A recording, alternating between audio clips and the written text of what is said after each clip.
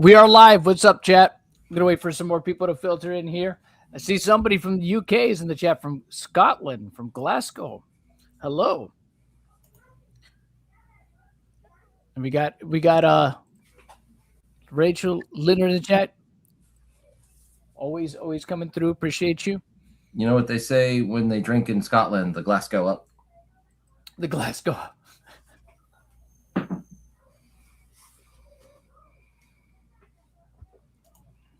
As well.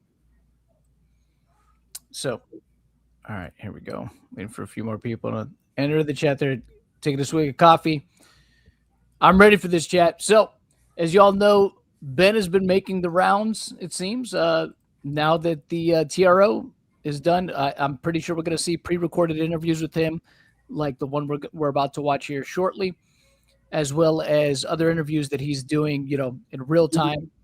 So, I saw the News Nation one he did earlier today. Not too much, not too much information. Not anything super revealing. Just kind of, it was him just kind of going over where things are at, I guess, presently. In that, he was trying to do stuff, and it is what it is, right? He's just trying to deal with the situation as best he can. But one thing I did take away from that interview that he did, the News Nation one, was his belief that bricks and minifigs will take this all the way. He's of that belief. And I think that that's an interesting topic in and of itself, because that could end up being the possibility. But at the same time, I question that, because I don't know if they want it to go to court. Because the thing is, if you think about it, it's going to have to go through discovery. Aura, welcome to the stream, bud. What's up? How y'all doing? Oh, boy. Good. So I don't know if they want it to go as far as the court, because then they'll have to go through the discovery. And that, I would imagine, that's going to look really, things already look really bad for them. Could you imagine, once those communications are out, how much worse it could possibly get for them? I think that's why they don't want it out. And that's why I think while Ben thinks that they'll take it, might think that they'll take it all the way, I really don't think they will. I don't think they want that. What I'd makes be you very think that? surprised. What makes Because you think? so that's something that Ben said in the interview that I watched, that I did the video on earlier today. Yeah. Where he talked to the guy from News Nation, and he was saying that he thinks that bricks and minifigs is going to take it all the way, like they're in the civil suit. And I'm like, I don't know. I don't know that they'll do that. I really don't. There's a lot of tone deafness, John. Yeah, but that's true. Eamon thinks he's doing a great job. He's like making appearances. Well, used to make appearances like nothing was going on. Well, remember, but then again, now John. That's true. Now that I think about it, also, you're right about that too. Because if you think about the Messer lawsuit, right, and how those Slack messages, they bricks and minifigs put those Slack messages into that lawsuit. And it's just like, why would you put those? They don't make you look good. They make you look very petty. Those looked very damaging. And if there's anything more like that, then nobody's going to cut them any slack. Mm-hmm. It's like it makes them look very petty. I think early on, weren't you and I talking about it, that like there's going to be a point where they're probably just going to say fuck it and go all the way, right? Mm-hmm. There might be that, and that's what I was thinking too. So that's where I could also kind of maybe see them take it all the way, if they just resolve themselves to their fate, right? Where they just look at it and say, you know what, we've already ruined our image. We're already damaged. There's no more damage that we can possibly take at this point. Maybe we should just try to get money. We suck. Maybe we should just try to get money, and maybe we could take a couple people down with us, in terms of, at least financially, right? Well, maybe that's the way they'll see it. The absurd amount of money that they're trying to get from this lawsuit is kind of another thing. You know what I mean? It sounds like recoup numbers than anything. Yeah. Yeah. And that's what I mean. It's just like, maybe they'll just resolve themselves to their fate and be like, you know what? We'll worry about trying to rebuild the public image later. Let's just try to get money now. And maybe, maybe get these guys. Yeah. Maybe get these guys to shut up. Right. Maybe that's going to be what they'll try to go for. I don't know. But I just don't see it, man. Yeah, it really is. I just don't think it'd be good for them in the long run to just Because a lot of things. Yeah. Sorry, Punking, you first. Go ahead. Yeah, well, we do know they're going on a little bit of an advertisement blitz. You've got the I don't know if we're gonna cover that, but you got the chicken thing, and then I guess more stores or more franchisees are making posts, and there's that interview or franchise discussion thing coming up.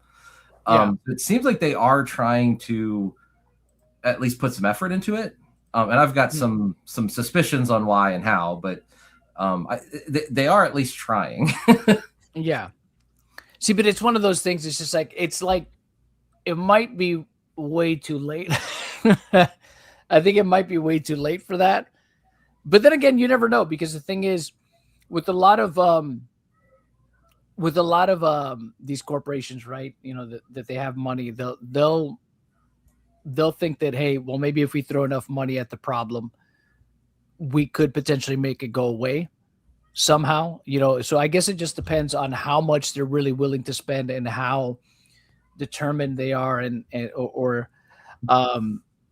how what's the word I'm looking, persistent they want to be with it. But I don't know, man. It's so hard to tell. And like I said, court. Oh, go ahead. Or. Yeah, I was gonna say, is there really much? Is the ball really in their court anymore for them to be able to do anything about it? I think they have to kind of just wait and see what happens at this point, because it's so far gone now. It's like out of their home court advantage, I'd say. Yeah, I think so too. So, and I think that's why they kept it going. I don't think they expected. I guess I give them that excuse all the time, but I don't think they expected it to go to federal court. So. That's just what I'm thinking.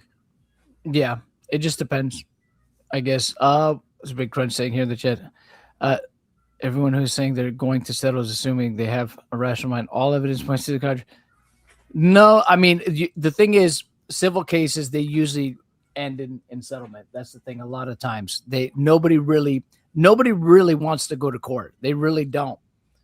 When it's all, you know, it's so much of a hassle. The thing is, you got to understand, if it goes as far as that means that in discovery, they'll have to give up a lot of their communications, way more than what happened in the Messers case, right? They can ultimately prove themselves guilty. It's not just that. They'll have to go through deposition and a bunch of other stuff. And the thing is, all that stuff, you got to understand too, from this point of view, they didn't want Ben to make content off of this stuff, right? Ben will absolutely make content out of all the court stuff. There's no doubt in my mind that he won't do that, including the depositions.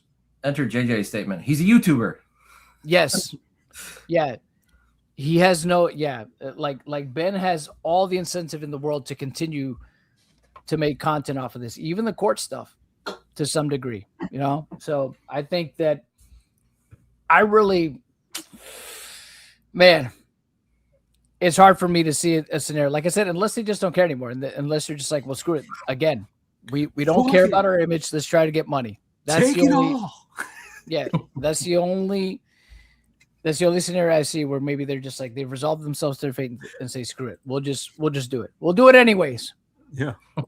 We'll do it live. You know it, John. You know it.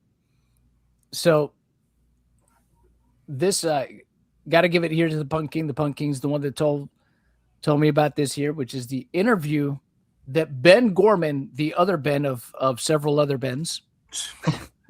The Ben in the United Nations of Ben. Yeah. I like Spiky Ben. That's a pretty fun one. Spiky Ben? I guess because of the piercings. I guess we could call him Spiky Ben. But yeah, he apparently did an interview.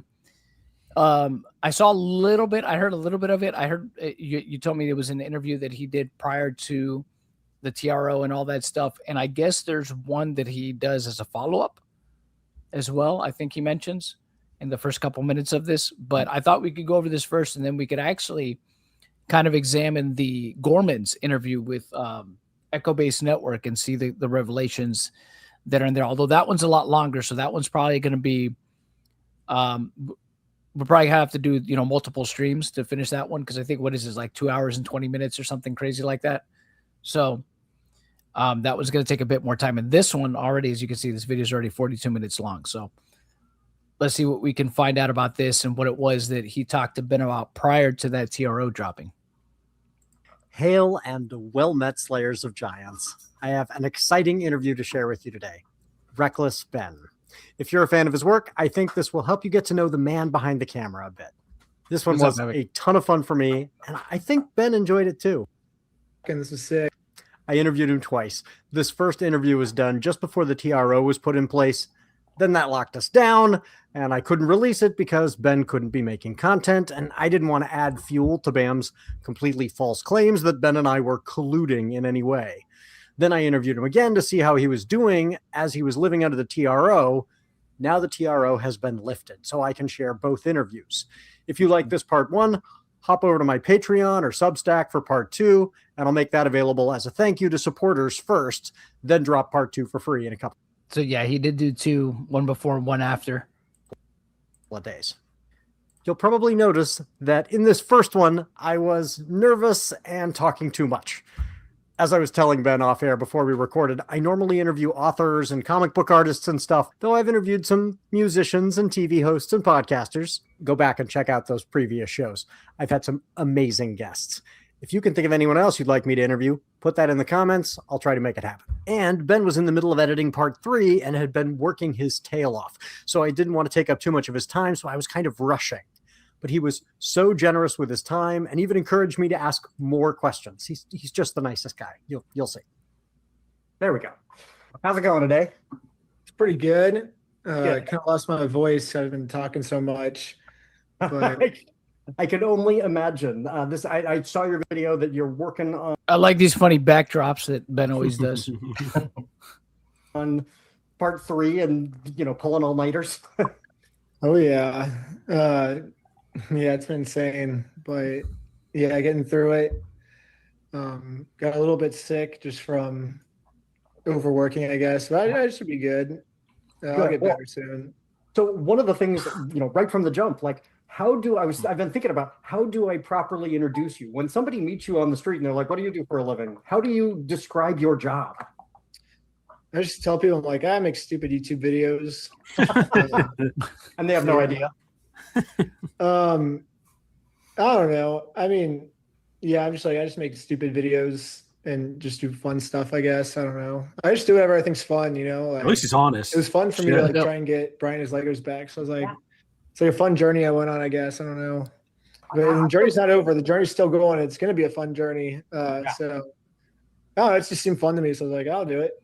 Yeah. I've been saying documentarian because for folks who haven't seen it, and I've been telling everybody, if you want to pause this right here and go watch part 1. Well, documentarians kind of just document stuff where I like to get involved myself. So that's where I don't really think I'm a documentarian, but it's like a documentarian on steroids kind of, But it is like really, it's feature length and it's really. So I want to just real quick to address what Ben is saying here real quick. Sometimes documentarians do actually get very involved.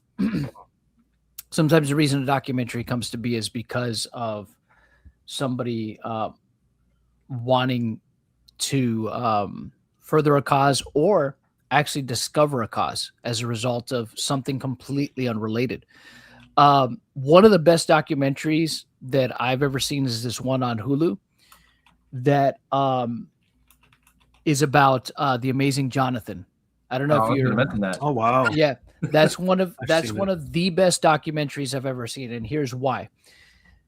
It's because it starts off as the director wanting to just, obviously make a documentary about the Amazing Jonathan, but then it becomes a documentary about making the documentary and trying to figure out why the Amazing Jonathan is kind of weird about making the documentary. So he went in with completely different intentions, and then it becomes something completely different throughout the course of him making the movie, which I thought was really interesting. That's why I think it's one of the best documentaries I've ever seen, because again, it makes you think one thing, because that's how it kind of starts off. And then it just flips it completely on its head of what your expectations are going to be in this film. Like what's happening here? Like, why Why is the Amazing Jonathan being so evasive, right? Like it just very interesting documentary, like one of the best I've ever seen. If you guys haven't seen it, you should check it out. It's on Hulu. I think it's a Hulu exclusive. I'm pretty sure it's still on there, at least last I checked, but very good documentary. I saw it on YouTube. Is it on YouTube? I thought Is so. it on YouTube? I wouldn't be surprised if somebody put it on YouTube, but yeah, very good documentary. I assume you've seen it, Punking? I have. I think I watched it the night it came out because I was a fan of Amazing Jonathan for a while. Yeah. I was like, oh, this is going to be hilarious. And it's, I mean, there's definitely twists and turns, but it's not meant to be hilarious. Yes, no, it's not. I could not stop watching. The whole time I was like, oh, I just thought there would be something funny to it, or there, everything would be this big gag. And I just was so well done. I couldn't just stop. I had to see what the next thing was. That's exactly how it was for me too. Yeah, For those of you who don't know, Amazing Jonathan's a comedian magician. He's really funny. To me, he was funny. Yeah, if you're a child of the late 80s, early 90s, you'll probably know who he is. You may know who he is, I should say. Yeah. High quality. Like that was one of the things that impressed me. It's very well edited. Like it all came together in this remarkable way. So folks people have been saying in the comments, like, I'm waiting for the Netflix version. And I'm like, this is the Netflix version. It's really well done. Thanks.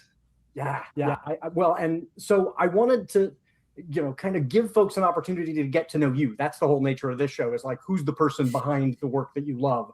So how did you get into this in the first place? I don't know. I just moved to Scientology, like right across the street from them, I guess.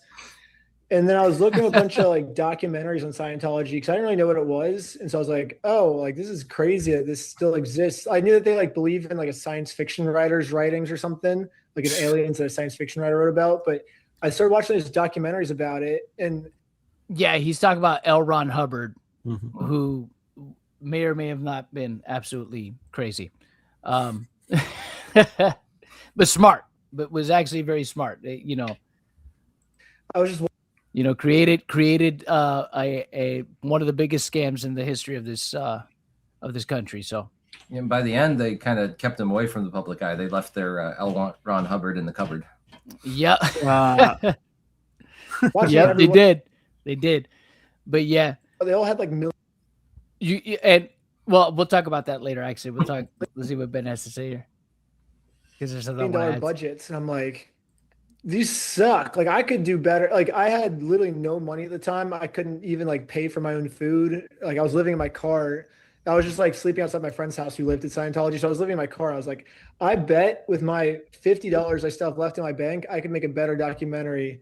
And so I just got a $50 pair of spy glasses. Actually, I think I spent $50 on the spy glasses, and I spent $25 on Dianetics. But that's all the money I spent. Dianetics. And I was like, yes. Can I make a better documentary than these $1 million documentaries? And so that's kind of. Sometimes the thing about guerrilla style documentation, documentary filming, is that sometimes some of those documentaries can end up being better in some ways than the ones that have like huge budgets and all these cameras and stuff like that. Nick Broomfield, who I don't agree with on probably anything, did do some documentaries that I did like. And all he did was he had like a basic camera, and he would carry around a boom mic. I mean, you would literally see him. He had like maybe like 2 cameras. He had him and a cameraman, and he would just carry around a boom mic, and you would just literally see him holding the boom mic while another cameraman, is recording him like interviewing somebody. It's so ridiculous, but some of the stuff he put out was pretty good. So, been my whole like YouTube career is just, I have no budget, but now I have to be creative, because when you don't have money for a budget, you have to like make up for it by being extra creative, so that's just what I've been doing the whole time. And that one, I mean, Scientology, there can be a scary group. Like you've faced some, why, and yet has it been worse with BAM? Like, have the consequences been even? So with Scientology, I've talked about this before, but for those of you that are tuning in the first time or have never heard me talk about Scientology. Yeah, Scientology, if you mess with them and you get enough traction behind whatever it is that you're saying to disparage them publicly, they will come after you. Like they will hire private investigators to follow you. They will have people picket your house and defame you. They will harass you. Like they do not like being criticized publicly at all. They take that like very personally, and they do what's called fair gaming on people. When they fair game you, that's basically you got a target on your back, and they're going to do everything they can to discredit and harass you and give you a hard time and try to, if they can, ruin your life. Ironically, it's not a very fair game. I've had in the back of my mind this whole time if Leah Remini will ever get involved in this story, because it just seems like she's in a position to like start a deep dive into this, because that's kind of what she became famous for. Yeah, she did. She became famous for going against the church of Scientology. Yeah, she did. She had that series. It was like on, what was it, like on A&E or something? I can't remember. She had a whole like series, docu-series on it, right? Yeah, I don't remember what was on, but I did. I watched through the whole thing. Yeah, I watched the whole thing too. Like, yeah, it was good stuff. But yeah, they don't play. Scientologists don't play. Scarier with BAM than even Scientology. So Scientology tried suing me for $1 million. Actually, just as 10 minutes ago, I just got served papers by BAM. So I got the whole lawsuit now that they're trying to get me on. So I haven't looked at that yet. I just got that like 10 minutes ago. So we'll see what Bricks and Mayfield is trying to get me on. I'm assuming it's less than $1 million, but maybe it's $1 million. I don't know. Oh, if only Ben knew. At the time. Scientology backed off a lot quicker, though. I think I will say that I think Scientology is slightly smarter than Bricks and Minifigs. One of the lawyer React channels, he said, Oh yeah, but Scientology is a multi-billion, not million, multi-billion dollar racket. So they don't got time. They're not gonna, they might fair game somebody for a little while, but they're not gonna spend years doing it. They'll just do it in the immediate to see how much damage they could do in the immediate, but they're not going to do it. They don't typically do it for life unless they only do it for as long as you're a nuisance to them. If you're a prolonged nuisance, because there are people that have crossed Scientology that, they continue to try to go against Scientology. So Scientology continues to go after them and fair game them. So they'll only go after you for as long as you make noise about them. That's it. And then they'll just kind of be like, all right, on to the next. Let's see let's see what other suckers we can get to become part of our cult. And let's see who else's life we can ruin. So yeah, they don't got time. They don't got time smart like that. Franchise, like PR team would have told them to just end this, give the Legos back, and just end this immediately. It would be way cheaper for them. So I think Scientology. Oh yeah, I think I don't know if you know this, Punking, but I used to work with public relations and media for a convention, so I have a little bit of experience working in that. And yeah, if it was like a public relations issue, they would have been like, listen, don't say anything, just get a lawyer, handle it all through court. Don't do interviews, just don't apologize, don't do interviews, don't say anything, just handle it through the courts. Like don't bother. Just like if you're on public, if people want to do interviews, just don't do anything. Just defer them to your lawyer, and that's it. Don't bother.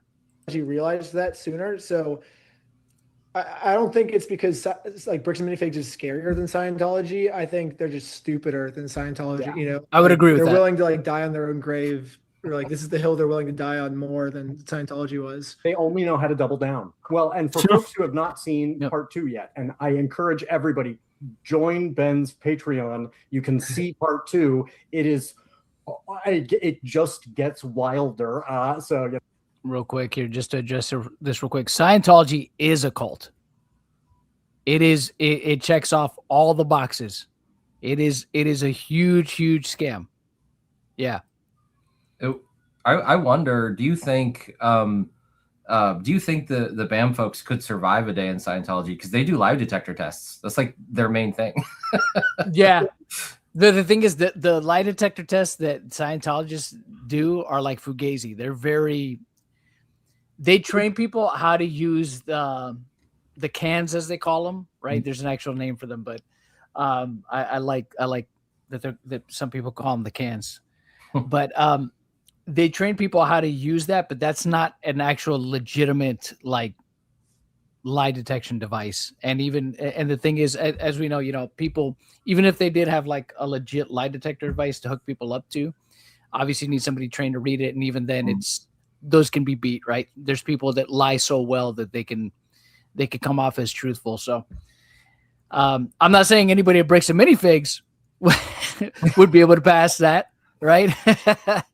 But yeah, it's one of those things. It's just like what he's saying though about them being smarter. He's 100% right, because they're just like, no, we're not gonna waste time with these guys, or just whatever, just make them go away. But yeah, Scientology is huge. It's huge, and it's not just here. The thing is, it's also in it is in European countries. There is some Scientology churches in European countries, yes. So it's not just here in the States, and there's even some in further up in North America. So, no, I'm a level 2 Patreon member, but if did you guys watch it last night? Oh my gosh, it is. I had already seen it, and Chris, I mean, it was watching it and was just going. I mean, it just gets. This whole story has gotten bigger than BAM. Like it's BAM, it's a corporate bad actor, and the police, and the fact that you even have to go to the public to get justice in this country. Like this is a much larger story. So, yeah, I don't spoil it, but people should go check out part 2. Well, it should be on YouTube, hopefully any day now. We're just waiting on some animations on the third part. Oh, do you need me to pause it? I have like a team. Did you want me to pause it there, Punky? So I'm starting. I talked a bit about we're learning a timeline from these things. Mm-hmm. I just noticed I had something a little bit backwards from that, but he's saying that being served, and then he's also talking about when the YouTube video dropped. Yeah. And we know that he put out his video for he can't talk anymore on June 9th. Mm-hmm. It might have been the 8th. But I'm pretty sure it was on the 9th. Okay. And so I'm wondering, when did this happen? It sounds like it was near May 30th. It sounds like what they're talking about. But yeah, I'm just trying to put that timeline together. You caught me on the board with the strings and the pins and stuff. It's all good. Yeah, it sounds like what he's saying, because it was on Patreon at the time, and this was when he was releasing them within a couple of days of each other instead of like the very next day, which I'm pretty sure he probably released part 3 the very next day, just because he knew it was already, it was already delayed, and probably he probably wanted to mitigate other people sharing it before he was able to put it on YouTube and stuff. So. On the animations, so whenever the animations just take so long because they have to animate like every single frame, so it's like it just takes like I don't know, the audience hates it when I use AI, so I was like, I'm actually gonna hire an animating team, but because of that it takes longer, so that's what the holdup is right now. Is I mean, I know how people hate AI, but I mean, it's a tool, whatever. Animation. So once those come out, I mean, they're working as hard as they can to get them out. Like they're like staying up all night, pulling all-nighters and stuff. But once the animations are ready, it'll be ready to post. And part 2 will go on YouTube, and then part 3 will go on Patreon. So yeah. Well, that's one of the things I want to ask you about. So folks who are trying to make it on TikTok or whatever are like, oh no, I need to post 3 times a day. You have a section in part 1 where you're like waiting for a month. Like you're not, going out there going, I have to, you're waiting until you've got the product. And that bit where you're just doing the spaghetti over and just being forced to wait. Like, do you have like a set idea of like, I need to post this many times, or are you just like, when the product's ready, it's ready? Yeah, I haven't posted in like 9 months. I'm actually working on like 12 videos right now. So Lego video is just like one of them. I only filmed the Lego video for like I think 7 days or something. So that was like a really short shoot compared to like some of the other videos I'm working on. So it's just whenever it's ready, it's ready. I don't really follow algorithm stuff. I don't really do the algorithm or anything. I just whenever something's ready to share, I'm like, okay. I definitely so on YouTube, it's definitely quantity over quality. So the more garbage you post, the more viral you're gonna go. But I kind of bite myself in the butt a lot because I like quality over quantity. I still work just as hard, like yes and no with what he's saying, because like JonTron, right? JonTron could not post for like almost a year, but as soon as he comes back, his video is still going to do very well because he's already established and people know usually his videos are going to be very entertaining and also kind of informative.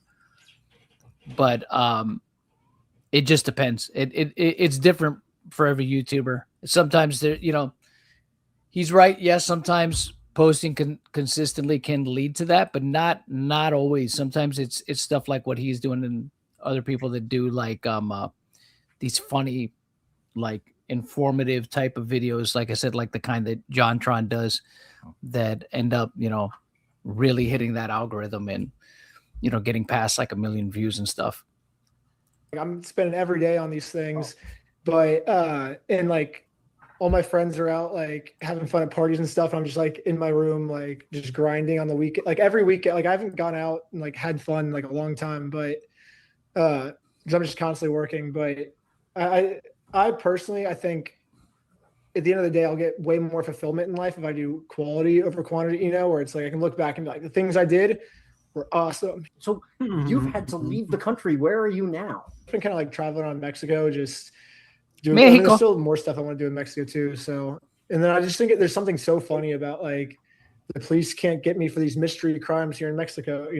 I think it's just funny for the video, and there's a lot of cool stuff to do in Mexico. Yeah. Like I went down. Well, I'm like kind of killing two birds with one stone. There's a lot of stuff I wanted to do in Mexico. Like there was a slackline competition. It was like a competition like really high up above an airbag. So I had to do that. I mean, we went to Tijuana Water Park, which I've wanted to go to.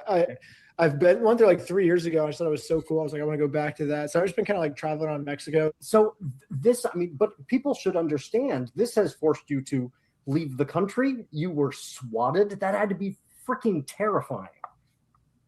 Yeah, it was my first time ever having a gun pointed at my face. It is kind of scary because I had so much adrenaline. I wasn't really like, what the heck? And then also like my shoulder was like really, really bad. I just got done with a skiing accident. So I think like 3 days before this happened, I was skiing the day before I left for Utah. It had a really bad like accident on my shoulder. Like it really damaged my shoulder. And so I don't know if you can see like in the videos, like anytime I'm like doing stuff, I'm only using one hand. I think I did like maybe like a few like time lapses where I'm like driving, and the entire time I was driving with one hand because it's like my shoulder was so bad. But yeah, so any slight movement would have like re-dislocated it probably. So, but that officer still had no reason to like do that because I was doing nothing. It's just to cause you pain. Like Ben just needs to get a cybernetic arm. Let's see, he just needs to get a cybernetic arm. He needs to use whatever money he gets from the lawsuit. Just get a cybernetic arm. You can tell in the video, like I'm just going to hurt you. Yeah, but he didn't know that I don't think he was trying to hurt me because I think if my shoulder was fine, it would have probably been fine. But he still did it for no reason though, which sucks. But yeah. But I just had so much like adrenaline at that point. I wasn't really. That's Adamson's favorite move, though, what he did to Ben, because if you watch the Sheldon video, when he turns him around, he does the same thing to Sheldon. Mm-hmm. Does the same exact, shoulder, push on the shoulder, lift the arm up deal to put somebody's arm behind their back. It's because he's a short, fat creep, John. I thought you were going to say I don't know why, but I thought you were going to say he's a short, fat fuck. It's the same thing. Which would be just equally funny, but the creep, nah. He definitely looks like a creep. Yeah. I'm not that angry yet. Like, we're just chilling right now. Yeah, right now, yeah. Ben is being chill, so we're chill, but I'm sure the rants will come. The rants will come. Don't worry. They will come, chat. Like being scared. I don't know. When you have like a lot of adrenaline, you're not really scared, I guess. I don't know. Yeah, I mean, I can imagine after that. Well, and then you went to jail you spent 2 nights in jail over the course of this story? Yeah, well, I would get released at like 5 a.m. or something. So it's like technically, but I like didn't sleep, it's like, cause like I'm up because they're going to bail you out any second. And then like 6 hours later, they're going to bail you out any second. And So yeah, it's just oh yeah, I know it's an actual technique. I feel like Adamson does it to try to hurt people though. You know what I Because mean? he's Like a he does it short with cat the intent to hurt people. Mhm.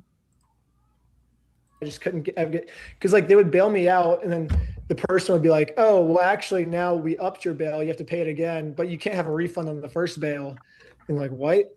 And so it took them like 6 hours to bail me out or something. So I guess I technically was there all night. Like the sun was coming up when I left. So, but I didn't like have to like sleep. Yeah. That, I didn't go fall asleep. I was awake the whole time, but yeah.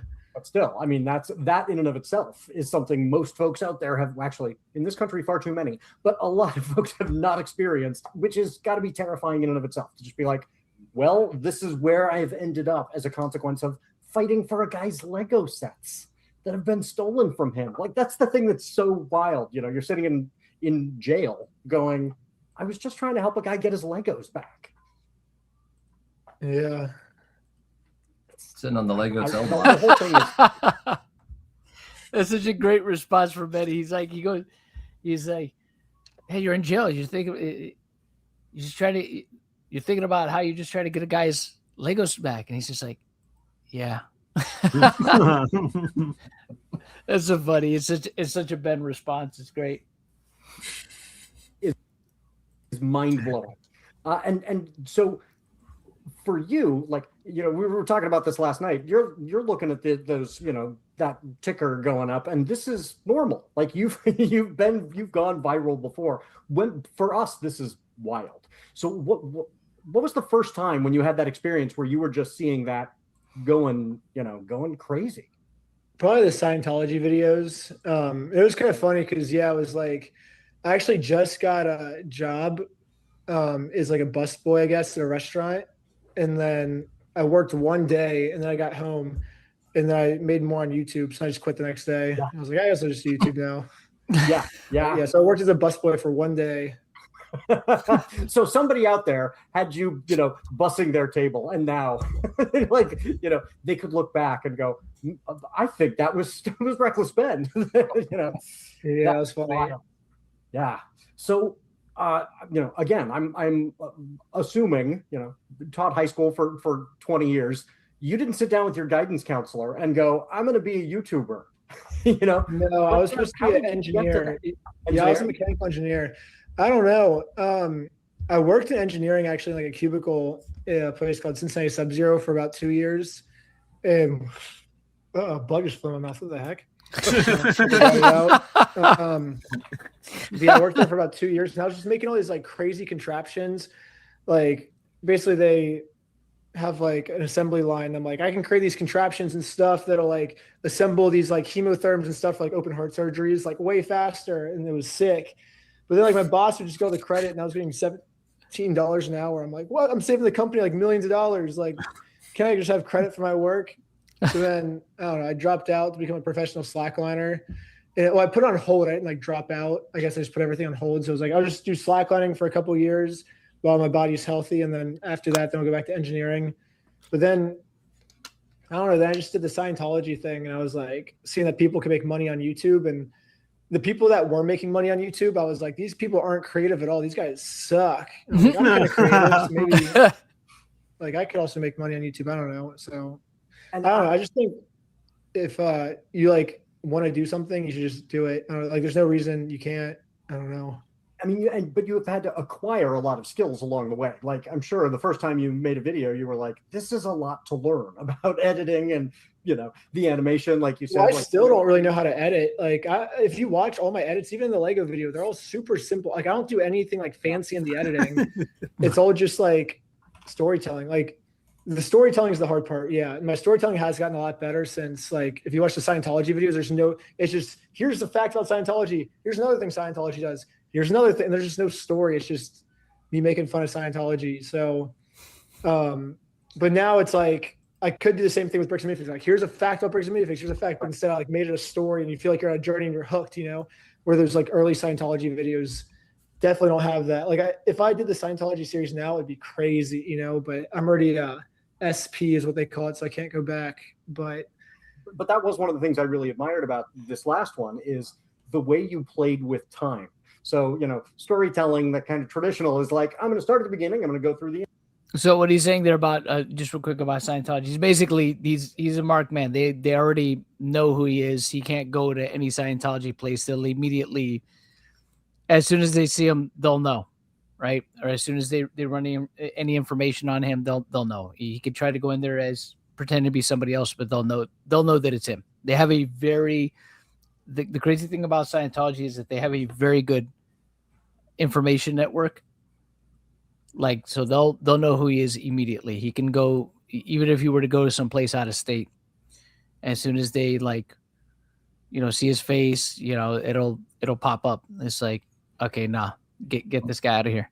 Yeah, right. And you have these ways that you take advantage of the reader's expectation that this is all chronological. Yeah. And then you go, but what this person didn't know is I've been working on this problem for the last month. And hopping back. The way I think about it is, think about like if you watch a magic trick, right? Like, think about how the two different ways that you could like describe a magic trick is like, okay, here I'm going to show you how the magic trick works. Now let's watch the magic trick. And you're like, okay, that's not that great. But what if it's like, okay, I'm going to show you. Then there's no like surprise moment. The entire time your brain's clicking, you're following it, but you're like, okay.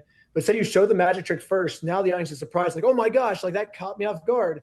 And then now you show the secret. And now the puzzle pieces are connecting, and that also catches people out because now they're like, oh, and they can start to connect the puzzle pieces themselves as you're doing it.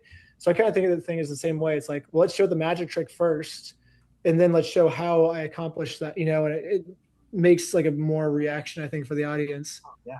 So when you're, I said it's not a process show, but I am interested in that part of the process. Do you write it all out, script it, or do you plot it out on a whiteboard, or how do you sequence all of that? No, just in Premiere. I just yeah. put it on the correct. Oh, I love this guy. This is so refreshing. Y'all don't even know. Yeah, he's a simple kind of man.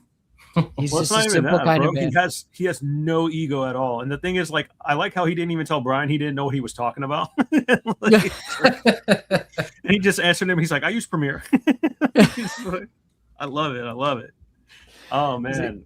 I knew a swan named John one time, then nothing but ego from that fool. So it's just refreshing. I love the simplicity of a scene in part 3 where it's just two like Google Docs and he's moving things up and down. Yeah.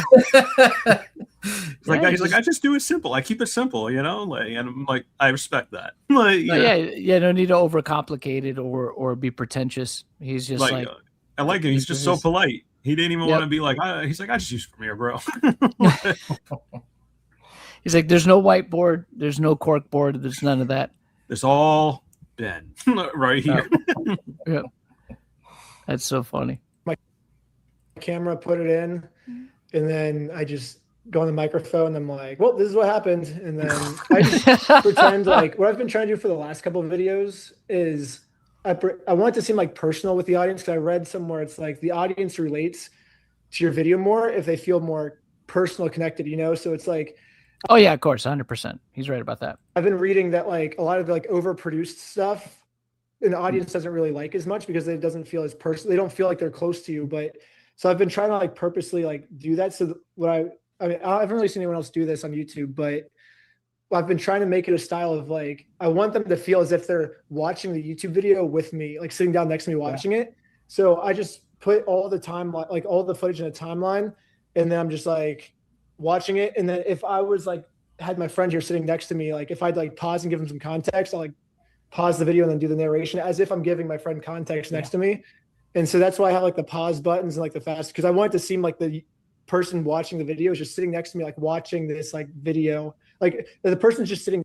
Yep. That's what he's saying here is I agree with this, because this is something I was told a long time ago too, when I started getting into content creation, from, people that were more experienced. you know, when I was doing my retrospectives, they basically said the same thing. It's just like explain it like how you would explain it to your friend. It's like it's that simple. It's like just explain it how you would explain it to your friend. I mean, you could script it, but like just do it in a way that's conversational, in a way that sounds like, again, that you're explaining it to your buddy. Thanks for stopping giving us context. Did you get all that? Actually watching the Yeah, Oh, Punky.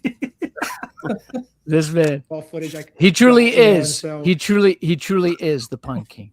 The king of puns. Yes. We take those. it makes it seem more personable for him, and that's just my style. I don't know. Well, I think that is so smart, especially nowadays, because I've been telling authors, you know, so many of the writers I work with are freaked out about AI. And I've been saying, look, yes, AI can spit out a C book. Like that's what AI does. It always goes for average, right? AI can spit out average, but what readers want is a connection with you. And your videos, like you can't just like there's no possible way that anybody can fake that. And that authenticity and connection with you, where they're like, oh, I feel like I understand where Ben's coming from because I watched him go through this whole thing. Yeah, that's what I think about every scene is like, how do I connect this so like everyone can feel like they're involved, like they're not just watching me go on this adventure, but they're like in the adventure themselves, you know?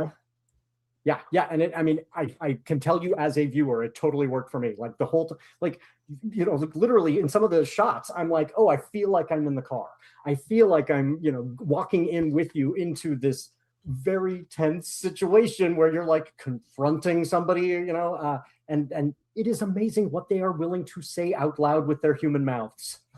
Yeah. No, one of the biggest things we had going for us was they had no clue that we were YouTubers. They just thought we were just like stupid kids, you know? Yep. That's why the second one kind of changes, because they just stopped talking to us because they found out that we're filming everything. But yeah. Well, and folks who watch No, it, I'm that sure is, they I did. think, the brilliant. I'm sure That's they so found funny. out.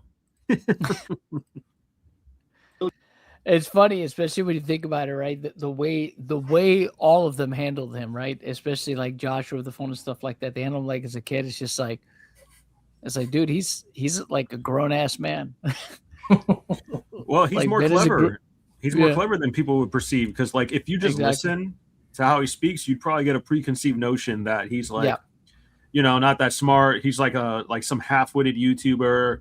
He just, you know, he'll tie his shoes on camera for money, blah blah blah. But I'm like, he's actually orchestrated. He has, you know, organized, I should say. He's a very organized individual somehow, you know, like because he doesn't use storyboards and whatnot. He just uses Premiere. So If he's orchestrated, he's got a concerted effort. yeah, you're right. This is with that joke. I got to run. Thank you for having me. This is Yeah, no this is problem, fun. And Take the care, audience Punk. is awesome. You guys are great. Thank you No, for we coming. appreciate you coming on, man. Thank you for coming and hanging out. Have a good evening. See you. All right, talk to you later, bud. We lost the king of puns. King of Puns. Not, yeah, he said he wasn't going to be able to be on long today, so it's all No, good. it's nice. Um, It was nice that yeah, he got to be here. but for I'm a glad while. he stopped by. Make sure to follow him on X. Funny guy. Yeah. Good source of info. Absolutely. Yep. Of your style is they, you know, people take you for, you know, like underestimate you. And so they don't realize, oh my gosh, that you rope-a-dope them, where they're just like, oh, I can say whatever to this guy. I'm just going to yell at him and make 5 confessions in a row. Yeah, and that's the thing. It's his approach is very disarming because of how he's just kind of like, okay, Yeah. you know what I mean? The way he's just so like easy going about it, and the fact it does help. You know, his temperament does help because for whatever reason, it's like it makes it always makes everyone else lose their shit. And when they lose their shit, that's when they start saying really dumb shit, like like the dumb stuff that Josh started saying, right? When he lost it with Ben. Josh and Eamon, both of them. Yeah, both of them. But remember- especially Josh. Josh got like mad. He was just like, So did what? You don't Legos, bitch. Yeah. What email? Did I tell you to email that email? Well, fucking Yeah. jackass. What are you talking about? Your Oh, yeah, company that's right, email? that's true. Like fucking Yep. show me the email right now. Oh, okay, that's it. Why did you email that email? What I almost said it. I need to stop. Fucking buck-toothed, fucking slack-jawed, hee-haw motherfucker. Whatever. I'm And sorry. I'm watching it. No, bro, that's great. Oh man. Like, they just said that. They said that out loud. There were so many moments where I was like, I can't believe they admitted to these things. Yeah, it was crazy. Filming it too, I was just like, I can't believe what's happening right now. It was crazy. Yeah, it's so now you're working on 3. And is that going to bring us up to the present? Kind of. No, not really. It's kind of another flash. I love it. Episode 3 is actually The way he It's like, no, not really. There's a lot more. happens before episode 2. Oh, If we're going like real time, you know what I mean? Yeah. So I guess a little preview. Eamon, after I have my first talk with him, he calls the police department, and I just got all of his body cam footage of him just making up a bunch of lies about us. So that's part 3. So that actually in real time happened before part 2 was filmed. So yeah, that'll be part 3. So there's a lot of stuff that's happened, I guess, or happening right now. That'll be part 4, I guess. Yeah. So yeah. Good. So you are planning on continuing. I mean, one of the things in their statement was like, "Oh, this is all going to blow over in 1 to 3 months," and I was like, "You don't know." Yeah. Well, it would blow over in 1 to 3 months if they give Brian his Legos back, but if they sue me, then it has to be at minimum at least 2 years. Right. So this is their timeline that they're creating for it. Yep. They just keep, and it even says in there, whatever consulting firm they hired to produce that thing said, unless there's more fuel. And I was like, then stop producing fuel. Like, Yeah. They could stop this thing. I think it could be done in maybe 2 or 3 days. They sit down with us. They say, here is a settlement. We negotiate. It takes 3 hours, whatever. Then they deposit the money. And part of that settlement is once that money is deposited, we make a joint statement and we say, Brian got his money back. We got our money back. They made this whole thing right. And, 3 days later, they could be telling the story about this done. And that's it for them. Like, this could be made right. And instead, they are every day, they just make it worse. So I am glad to hear that you are continuing, with part 4 or part 5. Well, I mean, who knows how long this will take? Dang. Yeah. It's really up to Bricks and Minifigs. However long they want to keep going is how long I'm going to keep going, I guess. Whenever they want to stop, then we'll stop, I guess. But they're the ones that are, adding the fuel. So it's up to them at this point, I guess, Yeah. So when you are, you were saying, you were down in Tijuana, you're going to the water park. Like, how are you keeping yourself, your own mental health in the midst of all this? What else have you been up to that's keeping you going during all this craziness? Nothing, just Workaholism? yeah, just editing and trying to go through emails. Yeah, it's all I've been doing, I guess, since I posted the video. Yeah. And I filmed the 2 little updates, and that's literally about it's just been my life the last 4 days. So my mental health's good. I think knowing that Bricks and Minifigs is not going to give up and I have 2 more years of content is good news. So that makes me happy. Yeah. Because everyone else just folds, Scientology just stopped talking to us. McKinney Manor stopped talking to us. So they stop, everyone just stops once they find out I'm a YouTuber, except for Bricks and Minifigs. So it was kind of it's Again, they were smarter. They were all smarter. The McKay, he even said it, right? The McKinney Manor. It was he found out he's a YouTuber. Say, no, I'm not going to engage this guy because he's just going to keep, making content off it and bringing attention to it. They knew internet ethics. They know what a YouTuber being in your property recording shit means. Yep. Yep. And whereas that's the thing. Bam and Eamon and whoever else you want to name in it, but Bam generally, they just kind of look down on him. He's just a YouTuber. You know what I mean? That's what I think, anyway. Yeah. It kind of shows with their actions. Yeah, I think it's that. I think it's what you're saying is that they kind of look down on it. And also, I also think that they were a little bit ignorant to how things on the internet go. And once you piss off the internet, it's that's the worst possible thing you could do because they won't let you forget it. Like, And I how think much they, camera technology there is now. yeah, I think they severely underestimated, this potentially either, potentially going viral, but even outside just going viral, that I think they severely underestimated, um, how people might With the public end up perception. perceiving them. Yeah, how people would end up perceiving them. I think they really did underestimate all that, and it blew up right in their face in the best possible way. I think for like Ben and people associated with Ben. But yeah, it just, whew, these guys, yeah, they really stepped in it, man. Whereas again, Scientology, they're a multi-billion-dollar, organization. They don't have, like I said, they'll only waste so much time with you before they just move on and just like, all right, we're done with that person. They'll only engage you for as long as you engage them. Well, I think he even said that like they stopped engaging with him, so he stopped engaging with them. Yeah, but that's because that's what they'll do. They'll stop engaging with it, but if you persist, then they will keep going after you Because like they knew he was a YouTuber, John. Like Yeah. they knew he was going to do it for content. Like that's the thing. Yep. So they're just like, whatever. We got more people to scam, and Ultimately, we don't think about got it. time to waste. Yeah. How much money is Bam giving Ben with this lawsuit? Right? Especially now that he's able to upload content again. I mean, it's all gold. That's what I'm saying. Like, Support his Patreon. yeah, them freaking engaging him long term with any of this and going as far. I know somebody in the chat was saying it's like, but Bam aren't normal. They might take this the whole way. Yeah, I they agree. could. However, They could, but I don't. But it's just going to help Ben, because you see what Ben said right here. You could tell he has every intention of using everything, even the court stuff, as content. He will 100%. He will. I am certain.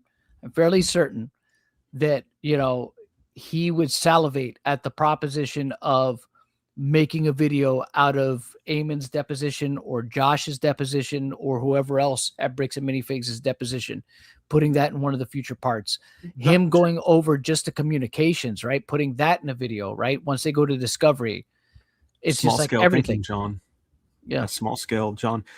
What? The police department still has to deal with him. Yeah, He's not that done too. yet. Like he's not Yeah. done yet. Like that's what I'm saying. I'm like the Yeah, police it's department much still have longer to deal term with than it. that. Yeah, that's Mhm. true. There's it's a much longer term than just the Bricks and Minifig stuff. Yeah, if you account for the police, because now it's not just American Fork, it's going to be Provo too. Provo, and So- like that's if you think about what the lady said. Oh, he's just a YouTuber. He has nothing better to talk about. I'm like, yeah, you're gonna find out, I guess. Like, Yep. You're gonna find out Yep, you're going to be talked about, lady. if she's not already, right? Right. Well, she has been already, apparently. It just makes me happy. That's So, what helps them. There's people looking into her. So So She'll be on the BAM map in no time. They're going to make Well, your she already story. is, I think. Well, I think one so. of the things I think that has Provo been is. so impressive to me is your fan base. Like the folks in the comments know to like not just but they'll say like, I'm here in the comments just making a comment for the sake of the algorithm because more people need to see this. And I'm like, these are the best fans. Like nice. folks who follow you understand how to spread the word, which has been so amazing to watch. But developing that fan base. I mean, I Definitely guess have the that best goes fans back to- ever. Yeah. they are amazing, and I wonder how much of that is just that connection you've made with them, where they're like, we feel like we know him. He's a friend. That what do they call that? Oh, yeah. Parallel, relationship where they're just like, yeah, Ben's a friend of What's mine. weird? I've hung out with a lot of like famous people Parasocial? before that like constantly are getting recognized. hold on. And it's always like kind of cringe where they're like, someone's like, hey, A relationship where they're just like, yeah, Ben's a friend of what's mine. weird? I've hung out with a lot of like famous people before that like constantly are getting recognized. And it's always like kind of cringe where they're like, someone's like, hey, can I come and like take a picture with you and stuff? And it's just like kind of always like awkward. But when people recognize me, it's always like, what up, Ben? It's like super chill. And it's like, I don't know, I feel like I have the best fans ever. It's awesome. Yeah. Oh, I mean, you do. The folks in the comments are doing the work. Like, they're pushing it, and I hope a bunch of them are hopping on Patreon. The more Bricks and Minifigs threatens to like deplatform, like the solution to that, everybody, if you're watching this, is follow Ben on multiple platforms. So you're on YouTube, you're on Patreon, so that if either goes down, you can still pay attention. So get on that Patreon and you get to see part 3 earlier, which will be Oh, nice. yeah, you get like a week early on Yeah. Patreon, or maybe 2 weeks, depending on how long the editing takes. But yeah. Yeah. Oh, well, thank you so much for, I guess the only other thing that I'm interested in, finding out is a little bit more about, so before, even before, what was the company, Cincinnati? Were you in Cincinnati? Yeah, that's where I grew up. Yeah. I went to high school in Cincinnati, Withrow High School. I was Really? just for like 4 years. Yeah. Oh, We're in man. Cincinnati. We probably, we're in I mean, it's a big city. So, but where'd you go to high school in Cincinnati?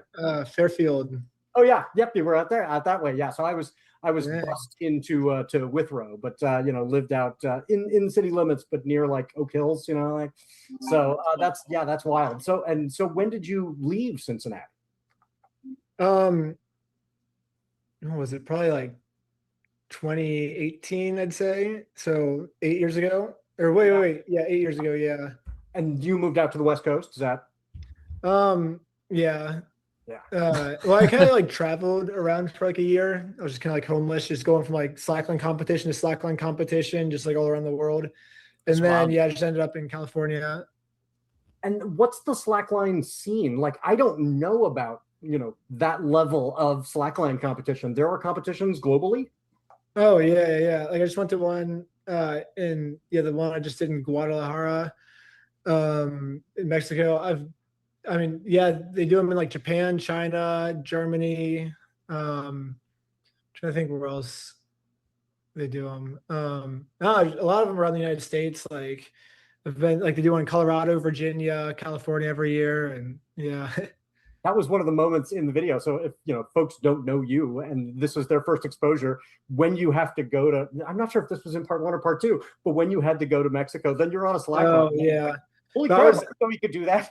Yeah, no, I haven't been to a slackline. I haven't been on a slackline in like 5 years, just because I've been so busy like editing and doing YouTube stuff. So it was my first time on a slackline in 5 years, and it was 30 feet in the air above an airbag. It was so scary. Like I almost threw up because it was so scary. But I was like, well, I'm going to Mexico anyways. Like there's a competition in Mexico. I'll just go down there, So it was sick. I was like, I'm going to be there. The way he's so, oh man. Hearts for Aura. Thank you. Appreciate that. I'll compete in it.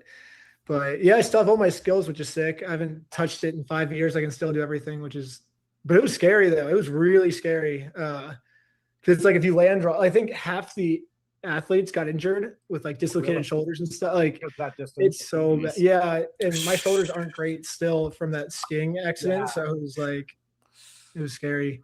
Yeah. But I was fine. I was one of the few athletes that didn't injure myself, which was good. Yeah, that is good. Well, and it's a great moment in the video too, because you're like, I guess I have to escape to here, and here I am having fun. This is what Bam, this is Bam's worst nightmare. They want us to be miserable, and there you are on a slack line. That was funny. So and then Victor's come down to like visit me and stuff, and it was sick. But yeah, it was sick. Yeah, and he has been great throughout too. That's Victor who's doing the React videos with you. Oh yeah. And he's great. So that is cool. That is he a YouTuber as well, or is he just a friend who has been doing all this stuff with you? So I just met him because we were both like living in our cars in LA. So I just met him because he was also just someone living in a car, and I was like, I'm living in a car, and that's wild. They bonded over their homelessness. That's cool though. That's cool. I love this guy. I love how humble he is. Yeah. Then we just became friends, and he's in like almost every one of my YouTube videos at some point. But he like films stuff. He like sometimes posts them on YouTube, but he's not like a YouTuber. He's kind of just like uses YouTube as like a journal almost. You know what I mean? Just like, I want to remember this cool moment. Let's put on YouTube. But yeah, he's sick. Yeah, I mean, that's how I used to use it. Cool guy. Like I would hang with him. Like he's really cool. Yeah, he's sick. Yeah, he does like stunts and he was like one of the craziest like stunt guys I've ever met in my life. He's insane. The way you guys have stepped up for Brian, like just like us, he has had just an absolutely awful experience, and I know that it has just been terrible for him. And so this has just got to mean the world to him to see so many people being supported, and we driving people, please go support his GoFundMe help Brian out because he's had an awful time. And it's cool that how many times did you get to meet with him? Oh my gosh, so much. Yeah, probably a lot. Yeah, we were just like hanging out with him every time we were up there for sure. Yeah, and he's a cool guy too. So that it's nice to like have a somebody you can root for. Who's the he's super cool. Yeah, just super nice. Because at first, when I first heard about the case and stuff, I was like, "Is Brian like?" Because like corporate would always say like Brian's lying about all this stuff. Like we offered to give all his stuff back, and he wouldn't accept it and stuff. And Brian's just hateful of it. And so at first I was kind of like, "Huh?" But then each time I hang out with Brian, just every single thing he says just checks out, and it's like. Okay, like he's never like said anything that has ended up being not true. Yep. Yeah. Victor definitely comes across as more reliable and loyal, right? Like definitely comes across that way in the videos for sure. Yeah. I also kind of like what he's saying right here a little bit because it sounds like he didn't just believe Brian, like he actually like looked into it and kind of cross-referenced a bit and like evidence points to Brian telling the truth, so I kind of like that he didn't just go and believe a story, you know what I mean? Like he kind of breaks it down a little bit. He doesn't say it, but like he's saying it without saying it, you know what I mean? Yeah. Well, it shows that he's willing to be objective in the situation. I think that's like in today's age in this medium, like in YouTube, people are just quick to jump, they don't really look into it like that. So that I like that he's talking about that. That's all I'm saying. No, it's good because that's how it should be, especially if you're going to be making the kind of content that he makes, right? You want to approach it that way. And the thing is, when you think about it too, again, him going to the Bricks and Minifigs headquarters and talking with him and being like, "Hey, look, let's talk," and trying to give him a chance and stuff like that, even if it might come off. Because if you watch Ben's first video, it comes off, all right, well, did he go there to goad him and stuff like that? But now looking at that coupled with the third video, you can see that it wasn't just him trying to go over there and try to agitate Eamon in order to just, for the views, right? It seemed like he was legitimately there to try to have a conversation with Eamon, like, let's talk. He might have used some...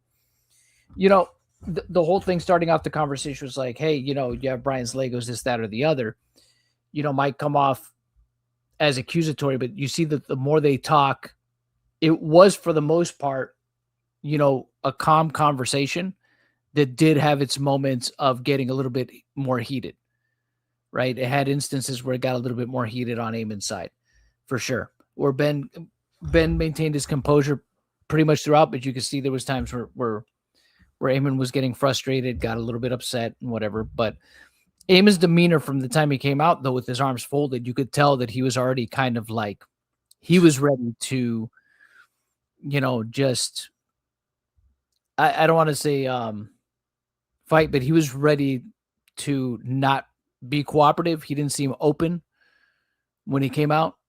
He was just kind of like, no, like he wasn't. But then the more they conversed, you can see he seemed to be a little bit more willing to talk. And then you see, okay, he goes from saying, Brian Mansell, who's that, to like, oh, well, Mr. Mansell, his Legos, this, that, and now he knows everything, right? Now he knows. But that's also, I think, because of Ben, the way Ben approached him and seeing that Ben didn't really, even if it was, it might have sounded accusatory at first. I mean, it's even to some degree, Eamon was a little bit disarmed after a while and did start engaging him in conversation and to some degree, started to be a little bit more open. I'm not saying he was necessarily honest, right? But, he started to be a little bit more open and forthcoming with Ben. So. Eamon just ran out of fucking CPU, bro. He just ran his brain dry. I don't know what you're talking about. Yeah. Like he tried. But he tried everything. No, but of course, well, he was avoiding it first, is what I'm saying. But then he started to kind of give it up. He started to give it up. I'm joking, John. Don't worry. What I mean? I'm joking. So, I'm joking. Like you could literally see, like Majin. I'm surprised. Oh man, you should edit that shit to like Majin Buu, where the smoke comes out his fucking ears because he's so flustered. Like that's what it should be. Because he was like, oh. I'm calling the cops. Like, fucking- Yeah, it's like you haven't asked to leave. you can get the fuck out of here. Get out of here. in Hit this, the like, bricks. rock in a hard place. You know just, it's good for this you, terrible see? position, and Yeah. trying to get through it. And so, it makes for good music. He's got a band, so if people want to go check it out, Brian Mansell's Oh yeah, in band was Rocky. sick. Yeah. Space Between Stars. Interesting. Brian Mansell has a band. Yeah, Showed me all band, his they're music. cool. Yeah, he showed me all his music. Apparently, he created a song that was the inspiration for the Black Parade. I don't know if this is supposed to be public, but he wrote a song, showed it to the My Chemical Romance guy, and the My Chemical Romance was like, "Wait, so they're like in a parade to like their death or something?" He's like, "That's a sick concept." And then like 2 years later, then that song comes out, and The whole thing. Oh, that's awesome. Brian showed us the original song, and it was pretty sick. I mean, it's completely like different genre, different melody, but like the lyrics are like about the same thing, you know. So I guess he inspired the Black Parade, which is kind of cool. Yeah. Oh, yeah. That's great. Well, thank you so much for being on here today, and for all this that you have been doing. And again, I encourage people, go to the Patreon, follow. Oh, thanks, dude. The other great thing about the Patreon is people will then get an email. Like, it'll let them know, oh, this dropped. Oh, that's sick. I didn't even know that. Yeah. It can do the little like, oh, you post a video and you click on the thing. Yeah, let my subscribers know, and then they will get a little email, and so that way, when this stuff comes out, you can be aware. So sign up for the Patreon. Nice. Yeah. Well, thank you for all of your work, and thanks for being on. And I am sure we will be seeing, interacting as more of these drop, because this is a long fight. Oh, nice. Well, is any more questions you want to ask, or? I guess the only other thing I was thinking about is, do you, after all of your experience, after everything that you've gone through, do you have advice, not necessarily, for YouTubers, but like, what is something you've learned that you wish people out there kind of understood, that you've learned that would be your advice for folks? I'd say the number one piece of advice, people say this a lot, but I think it's more important than people realize, is just like do stuff and have fun. Like I think the thing that holds most people back, if you're trying to be like a YouTuber, is they're like, oh, this video is not good enough, so I'm not going to post it. And it's basically it's a stupid thing. Like, you miss 100% of the shots you don't take, but like literally, like I've seen so many of my friends that like want to be YouTubers, and the reason people aren't successful is because that's the reason people aren't successful is they're like, oh, I'm not going to post this because like it's not good enough yet. They try and think of. Yeah, that's kind of true. There's a lot of people that, like, I could have been posting on YouTube back in 2006, but that was like my mindset too, was like, oh, I don't know how to edit and this and that or the other. And I had a lot of ideas that I wrote down and stuff like that.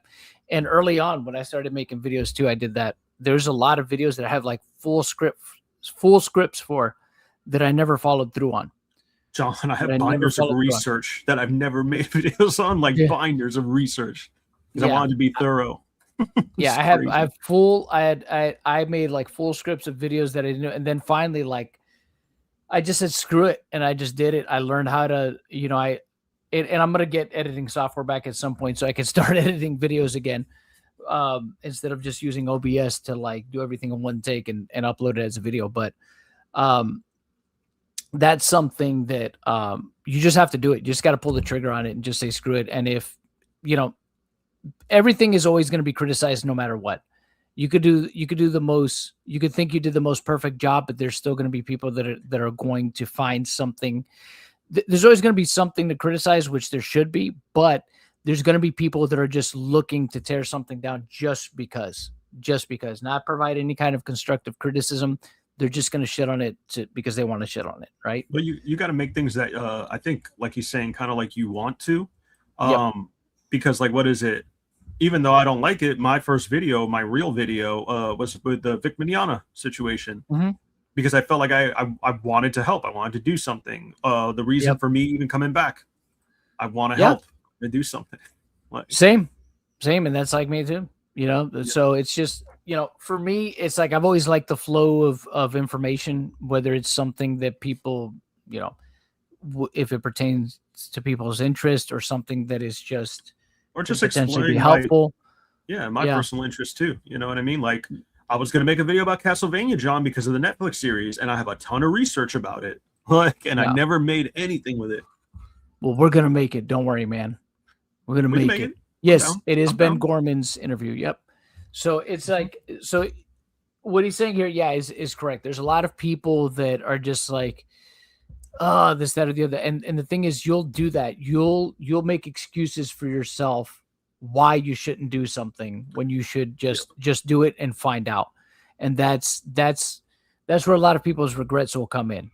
You know, because that's the only way you'll know. If you suck at it, if you do it and then you fail multiple times, and maybe it's probably not for you, right?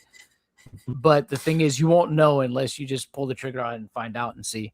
Because like I remember when I was doing my Henshin Time series, when I got to the third part, that's when that series really took off, because some website called was it? I don't even know if it's around anymore. Gizmodo.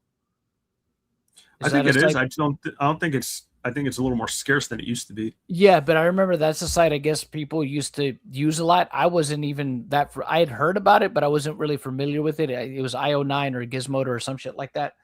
But they actually, somebody did an article about part 3 of my Henshin Time series, and I remember that's when like that series really took off. That's when my subscribers, you know, when it jumped up pretty significantly because of that article. And then like people went back and watched the previous parts that I made, and then, you know, it gave them more momentum, and they got around more after that. And it was like, oh, that's cool. Okay. So, but I always looked at it as like, if anybody was watching, even if it was just a little bit of people, I always took it as validation of me doing good work that people liked.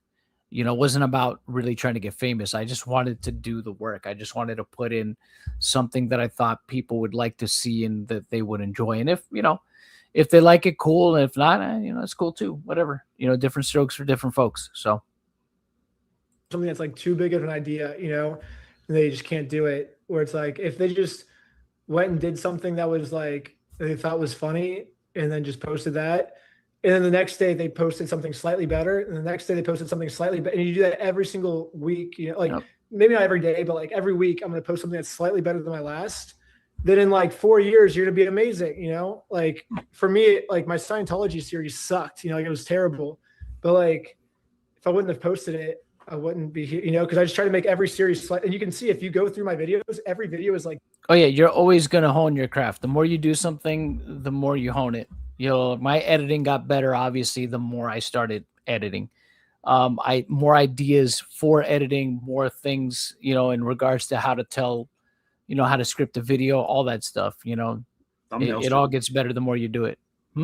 Thumbnails. Yeah, exactly. In my instance, with people, yeah, people love your thumbnails too, man. Oh yeah, it's pretty funny. They love your thumbnails. Yeah, I think they're hilarious. You love them. I think you love. I love them. I absolutely do. Yeah, they're perfect, in my opinion. So in the last video, you know, and I just try and make each video this much better. And so, but over the course of years, then you become good, where people are just like, oh, I'm not as good as like an editor as Reckless Ben or something. So I'm just, why are people gonna watch me when they can watch Reckless Ben? But it's like, well, you're not good because you haven't practiced it. You know, like for me, slacklining, it's like I wasn't good when I started, but each day I got this much better. And if you get this much better every day, then eventually you become professional level, you know? So that's when I see people that are successful and aren't successful, 99.999% of the time, that's why people aren't successful. Yep. It's because they haven't tried enough. They just haven't done enough. Yeah, I saw this great cartoon where it was like creatives, and then it was like a chasm, like a Wile E. Coyote thing, and underneath it just said cringe. And it's like you have to be willing to cross the chasm over the danger of cringe, or you're never going to get there. Everyone that's complaining they're not a good YouTuber, probably 99.999% of them haven't put in as many hours as me. You know what I mean? So it's like, well, and that's you know, again, to go back to the AI thing, you know, I see this with students. They're going, well, I don't feel like I'm a good writer, so I'll export that and I'll just have AI do it. Or, you know, artists. So I'm not a good artist. I'll have AI create my art. Well, then you're not getting that practice and getting better and getting to the next place where you're crossing the chasm of cringe. And that's the only way. You just got to keep making your art. So yeah, I mean, you don't get better unless you mess up, because that's how you get better, is from your mistakes. And then people roast you and you're like, okay, now I know what not to do. So basically it's kind of like the light bulb guys. Like, I know like 150 ways how not to make a light bulb. It's like, I know all the ways how not to make a YouTube video, because everything wrong, I've probably already done it, Yes. And this goes for, I own a small press, and I tell people that, the reason I have a business is I've made all the mistakes. Like, you should sign with us because I know we tried this and it didn't work. And we tried this and it didn't work. And we fucked up. You got to make all the errors.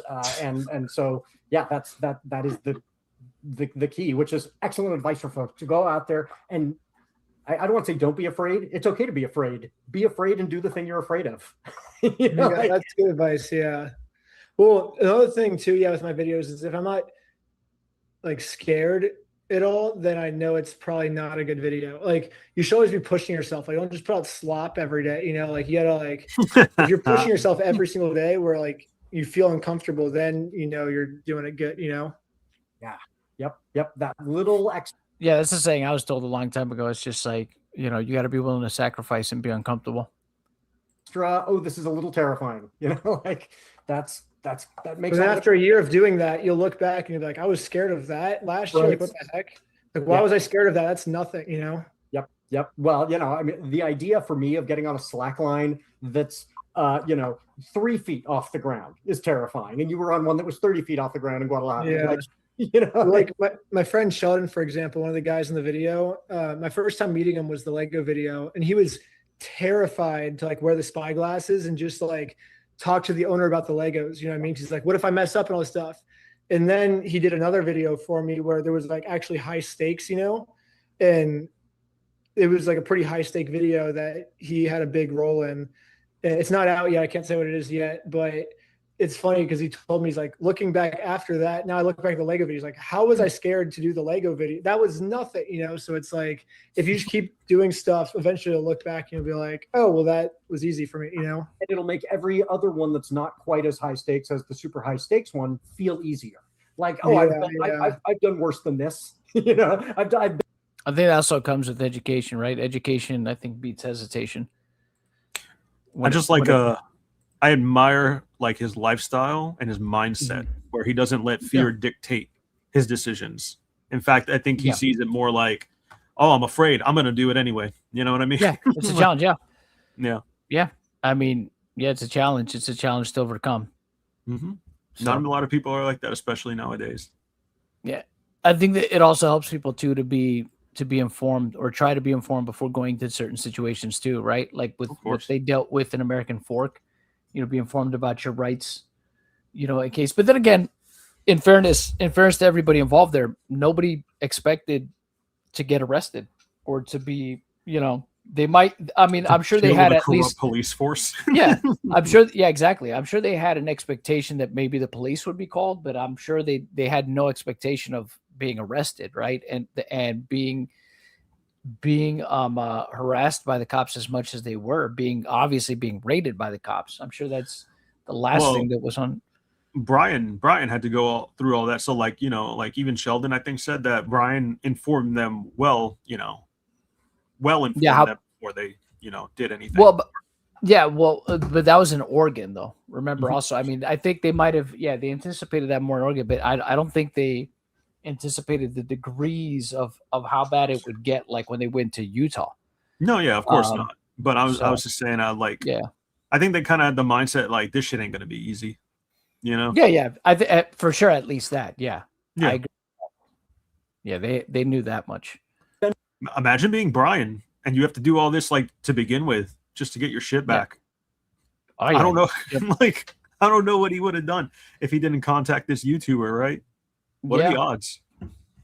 Yeah, I mean, best decision he made though. Nothing would have happened right now. I think they still would have his Legos and business as usual. Yeah, and he would just be shit out of luck. That's it. Mm-hmm. More afraid than this. Great, powering through that. Well, I'm excited. So, is that a totally different story that you're working on with him on that one? Yeah, well, I'm working on. I think I have like 12 videos going on behind the scenes. my So gosh. yeah, that one's like pretty much already filmed. We're just kind of waiting on getting it edited right now. But yeah, Yeah. no, So Sheldon's you like gotta- one of the main like characters in that. Sheldon killed it in that video for sure. Yeah. how do you find these stories? Like, how do you choose what this I think is worth months I don't of know. We were just in line so I posted my Lose for Valentine video where it seemed like the police couldn't solve the problem of who Lose for Valentine was. And I was able to solve it. So I just put at the end of my video, I was like, hey, if anyone has any problems they want me to solve that the police can't solve, like email me at this email. And I like put the recklessben12323@gmail.com. And we got probably like thousands of emails and we were waiting in line at Burning Man. So we posted it as we were on our way to Burning Man. In the line for Burning Man, because it rained, I think it was like a 22, 23-hour line. Actually, no, we were actually in the line for over a day for sure. So there's like jeez. 3 of us just like going through the emails Oh my goodness. for like a whole like 24-hour period. I mean, obviously Ugh. we slept some, so it wasn't that long, but yeah, like most of the like we were just going through, and every time we saw one that was like had potential, we just star it. We just went through all of them, and then I got on a phone call with like probably like 30 people. The next 2 weeks, I was just constantly on phone calls, and yeah, I was just like, let's just do all of them, And so I just started like 12 projects all at once, and the Lego video just came out first, I guess, because it's kind of like one of the more simple ones, I guess. more straightforward. Yeah. I mean, More simple. I wonder. I'll have people say to me, like, where do you get your ideas for your novels? Do you ever worry you're going to run out? And I'm like, I'm never going to run out. I'm not going to have time to write all the novels that I know I want. Oh, yeah. No. You've got more ideas now than you could ever do. Yeah, no, 100%. Yeah. Yeah. But yeah, that's a good thing, I guess. Yeah. Sometimes it's overwhelming. It's like, oh my gosh, I just want to help every single person, but it's like I can't. It sucks. So that's kind of sad. I wish I could just help everyone, but You gotta do this within your means. But I mean, I think any one of them helps. Like this is one of the things I hope folks realize is the work that you're doing has knock-on effects, right? Because it says to another company that was gonna screw somebody over, or it says to somebody who was sitting around going, I'm going to start a cult. Like, don't. This will go badly for you. Yeah. And so I hope folks are looking at the BAM thing and learning the lesson. That's one thing I will say. I think, it because of how the virality of the story, that'll definitely be something I think that sets somewhat of a precedent in terms of how maybe people deal with investigative YouTubers and stuff like that in the future. I mean, but there's already people that know better. That's why, like, the people that didn't get caught up as bad that he's already dealt with, it didn't go that far. So, but I think it'll be I think it'll be a good refresher for those people out there that are still really dumb and haven't gotten the memo, right? These companies that haven't gotten the memo yet. So it is not worth it to take advantage of people. This is going to cost them so much more than they possibly would have, paid to just go. Yep. We're buying the store. I've said that from the purchasing beginning of the too. store. We purchased the entire collection, and so that amount of It's money going to then cost goes to them Brian. way more in the Done. long run. Like, this way would have more. been so easy for them. It blows me away. So I hope folks are seeing what you're doing and realizing, here's what not to do. Don't get reckless. Don't become the kind of person Reckless Ben needs to create a documentary about. Oh yeah. Well, there's a lot of people out there that I do need to make a documentary about. So hopefully that lesson gets out there, but we'll see. I think that Ben wins regardless of what, right? Because we've said this from the beginning here as well. No matter what BAM does, it's a no-win scenario for them. It's, even if they get money out of it. What's up? What's interesting is that this is pretty much a catalyst, and he has more videos he's going to make on other people. And he said this one was the easiest one. I wonder what else he's going to talk about. And people know who Ben is now, so he's probably a threat to whoever he's covering. Yep. I wonder who he's going to be talking about. Yep, makes you wonder for sure. Mm-hmm. So interesting. Yeah. Yeah. Well, I am so appreciative of the work that you do, and I, will be following every video forever, nice. following forever. So thank you for all of your work, and we'll keep following and spreading the word. Oh yeah, thanks for talking. This is sick. But yeah, see you later. As I mentioned at the top of the show. All right, so that's Ben Gorman's video. If you guys want to watch it in its entirety, without our commentary, link is in the description below. But we got about a half hour left, so we do want to go over another interview. This one is actually with the Gormans that the guys over at Echo Base Network did.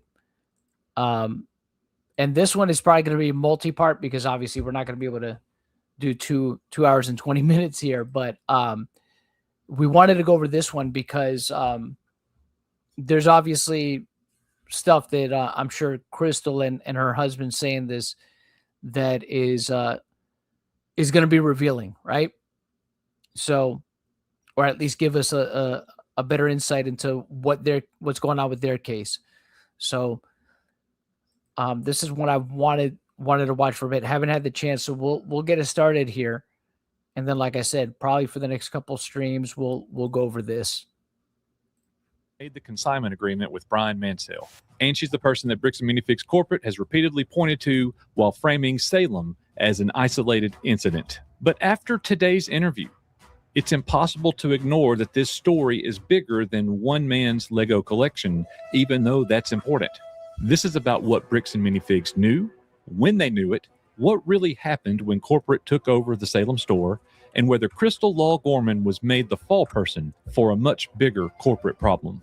BAM has made public claims about the consignment agreement, the money, the inventory, the value of the Mansell collection, and what was supposedly left inside the store when Brandon Best and Joshua Johnson came into the picture. Bricks and Minifigs has said Crystal entered into the consignment deal as a personal, local arrangement. They have said corporate did not authorize it. They have said Salem was isolated. Today, Mr. and Mrs. Gorman respond, and we go straight into the questions that people have been asking for weeks. What did BAM's public story get wrong? Did corporate know about the consignment? Who had control of the Mansell Lego collection after Crystal lost her store? What parts of the franchise agreement have been broken by Bricks and Minifigs corporate? And does what happened in Salem connect to a larger pattern that people are now calling franchise churning? This is the interview a lot of people have been waiting for. And after having over a 2-hour-long interview with Crystal and Benjamin, I can tell you this: there's a lot more to this story.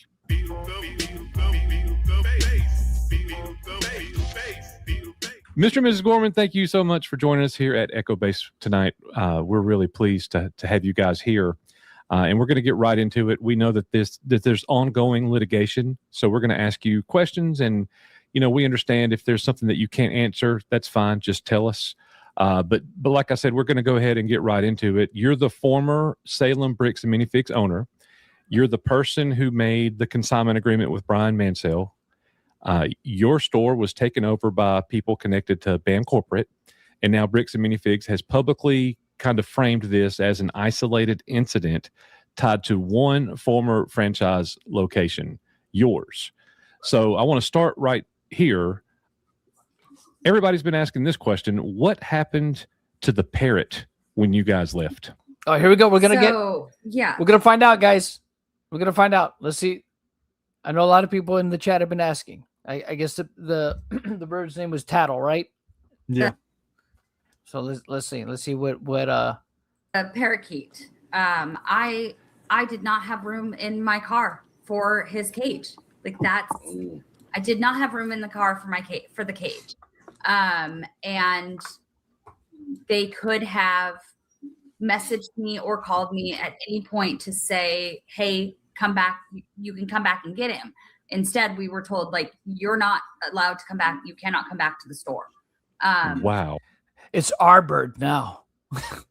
They put it in the U-Haul, left it at the Yeah, they put it in the U-Haul. What an asshole. They took it to Eugene.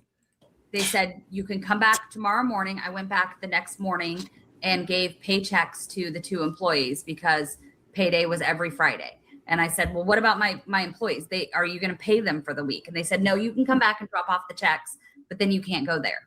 And I knew that the 2 employees knew how to take care of Tattle. So I thought, at least there are still people there that will take care of them. And if they don't want him, I presumed they would reach out to me. But in those first few days, it was, waiting for a call for corporate to go through the inventory.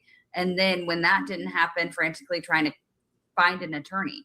And it was simply a matter of there's no way to take him that night. I couldn't fit the cage in my car. Yeah.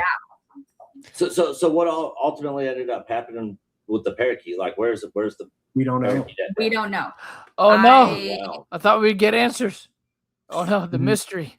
Yeah, no. Yeah, It's, we don't pretty know. fucked. They probably just opened the cage and all right, go ahead, fly away, bird. And I heard the wings were clipped, so it couldn't that's just what I'm fly away. saying. Yeah, usually that's what I was gonna say. Usually, Pet those birds parakeets. they have their wings clipped, so you can't just like let them out of their cage and be like, go ahead, go fly away. Vámonos. Yeah, Which is sad. I mean, that Yeah. is one of the things she's talked about that she's, regretted from this whole Yeah. thing. Is like, if only we could have figured out a way to get the parakeet Yeah. out of there. But, Right. the night of, we were Yeah. just shuffled out the door. I mean, I know. I believe it was Josh that said that he dropped him off at a rescue. And so Why? there are. Why did I he do hope that? so because this was in Yeah. November in Oregon. could have just been like, hey, look, we're gonna leave him outside the front door. Come get him. Why did he do Whatever. that? Like, Yeah. The fuck anyone's. Why the Yeah, fuck would he somebody's do good. that to somebody else's animal? Like this Uh, piece of fucking bald shit gets upset about somebody else's property that he doesn't want to give back, but he fucking gives away somebody's property. Yep. Doesn't even call him. I can't do it, bro. Look, this is not going to end well. I fucking hate this guy. I hate Joshua Johnson. Oh my god. I know, Play the man. video. It's all right. Let's Play get the through video. it. We can do this, bro. We can Play the do this. video. Come on. Oh, I hate him. Cold and rainy weather, and Tattle had his wings clipped, so could not fly. American fork. And Oh, so I know there are several people. Yeah, could you imagine if he just exactly? So he just confirmed. That's all that, he did. yeah. I'm sorry. Yeah. He, But yeah. he go. They go and they open the cage. Fly away, birdie. And it's just like, no, he can't fly away. You fools. Oh man, Josh, you fly away. Fly far Yeah. away. Off a building. In this ocean. Volare. Yeah. Volare. that are working on reaching out to the various rescues in the Salem Kaiser area to see if they can track it down. I'm currently trying to find the receipts that Like I said, I bet you, if it did not go to a shelter, I bet you these dumbasses opened the cage and thinking the bird would just fly away. He let him probably out of ate the it cage. for all I know. Josh probably Yeah. fucking ate it. They probably cooked it up that night and may had some fucking wings because they're assholes like that. Well, I mean, he is kind of like Gollum, so yeah, He is a might fucking have eaten the Gollum. bird. Yep. Piece of shit. I had from when I purchased him to see if I can actually find those the number from his little foot band. If not, I need to go into the pet store that I got him and see if they still have that record. Okay. I'm not a good guy, and I wouldn't trust Josh Johnson as far as I could throw him. Hmm. So, Yeah. like, if he says that, the bird is fine, everybody should remember that's Josh Johnson saying the bird is fine. All right. Yeah. Yeah, I prefer to continue believing. Yeah, Bro, I we would just prefer to started. continue And I'm believing so that, That's one of the questions that we want to ask you. I know. Eventually down. I know, brother. I know. we just started. Josh is like, I gave it to a shell. Why did you do that? Yeah. Gotta hear this Like- man cry about his safety, but fuck everything else, right? Yeah, it's Whatever. wild that you wouldn't call the owner of the bird to just be like, hey, you left your bird here. Come and get him. We'll leave him out right outside the front door. It's probably what Could happened to you Josh's maybe shoes. He visit- left them somewhere and they threw him and gave him to the shelter or some shit. Fucking cocksucker. Yeah, now I'm gonna visit that same horror on somebody else by getting rid of their bird. Freaking asshole. On the road is have you had dealings with Josh Johnson? Because everybody knows that you've dealt with Brandon Best. He's the one that came into your store, but what dealings have you had with Josh Johnson? I've never met him. never met him. spoken to him. And so that's one of the things, and that's the reason why I Yeah. think I have that antipathy towards him is here's a guy who we've seen on video, Yeah. talking smack about us. He's never met us. I've And never yet I've he never spoken decided to him. I'm going to throw these people under the bus. Yeah. So Right. I resent that. Yeah. Absolutely. So Yeah, well- go ahead, Nick. I was just going to say that the whole missing parakeet thing, that sounds like that's going to open up maybe a whole new YouTube investigation. Yes. When people hear this, like people are now going to be like, we want to know what happened to parakeet. People are literally going to probably start searching. We Well, get that in the find this comments. bird. But that's also the Um, thing is in Oregon, that's a crime. I bet you anything. There's people that have already like called however many animal shelters that are in close proximity to that store, and probably have tried to have asked to see if like, hey, was a bird, a parakeet, turned into your location on such and such a date. I'm pretty sure people they're already all over that and doing that, or have been done that. Wouldn't be surprised. If he either released it into the wild or Worse. it's a crime. Yeah. So, Mhm. Like, and he made a claim that he got rid of the bird because it was like flying around, crapping on all the Lego. And I'm like, Mhm. Yeah. he had his wings clipped, and he was in the the most fly. the most he could do was flutter a little bit. right. No. Yeah. Like, and we put Duplo blocks in his cage because he loved to play with them. Is that what he's talking about? Like, yeah, Not believable. I would like to remain blissfully believing that Tattle has found a lovely new home. Yes, move to Yeah. a farm upstate.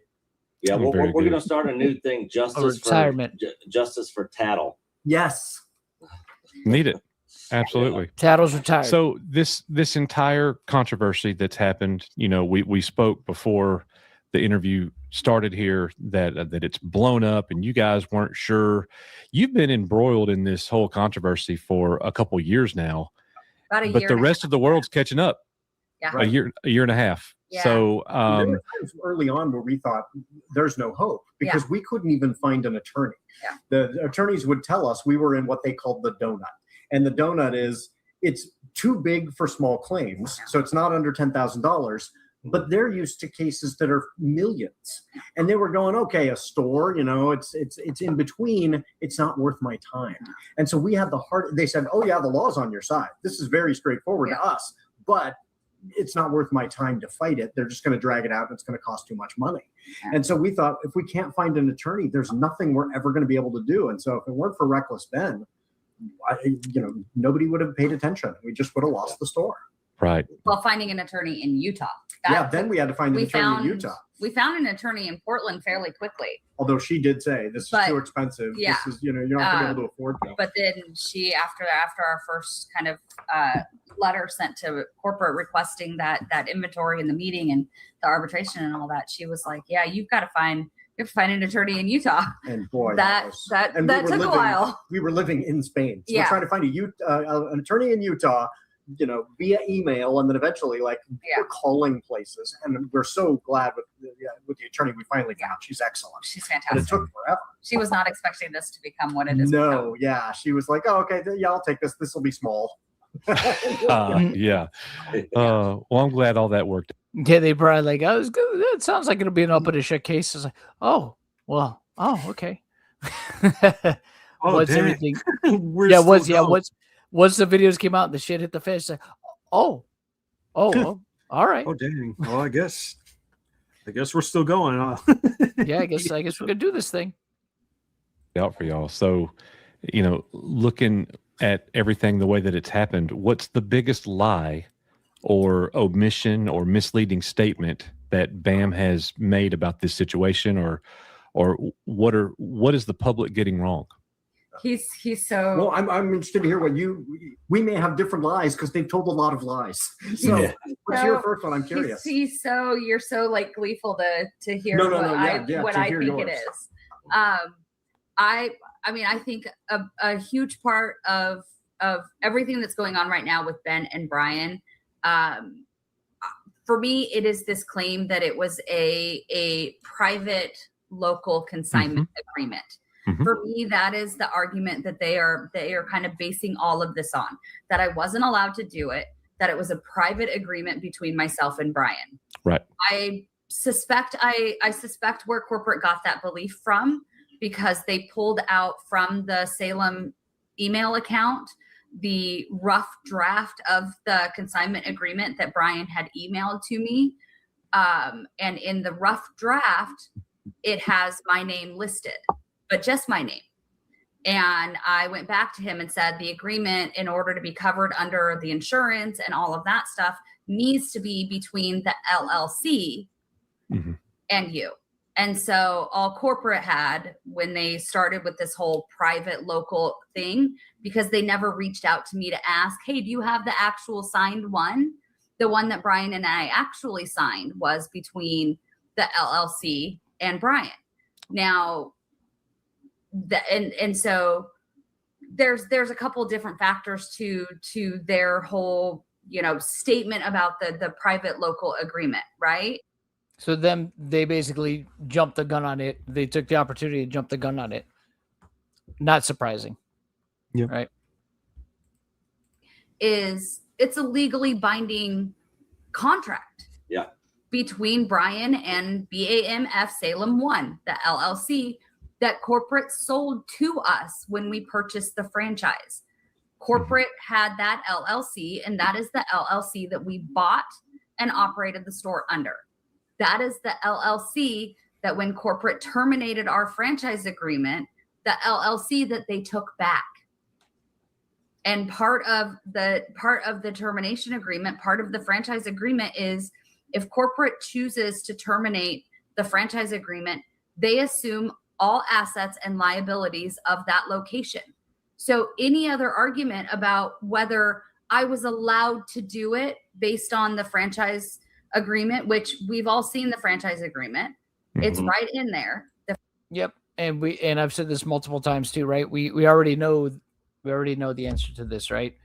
The fact that they took, hey, what's up, Echo Base Network? Shout out to Echo Base. Oh, They're gonna be, it's Echo Base.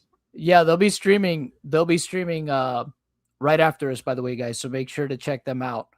I think you guys they start at 8:00 tonight. We'll be probably wrapping up here soon in probably another 15, 20 minutes or so. So once we're done, be sure to go over to Echo Base Network and check out their stream. Bless Echo Base. Bless Echo Base. Yep. But yeah, we already know about this part here, right?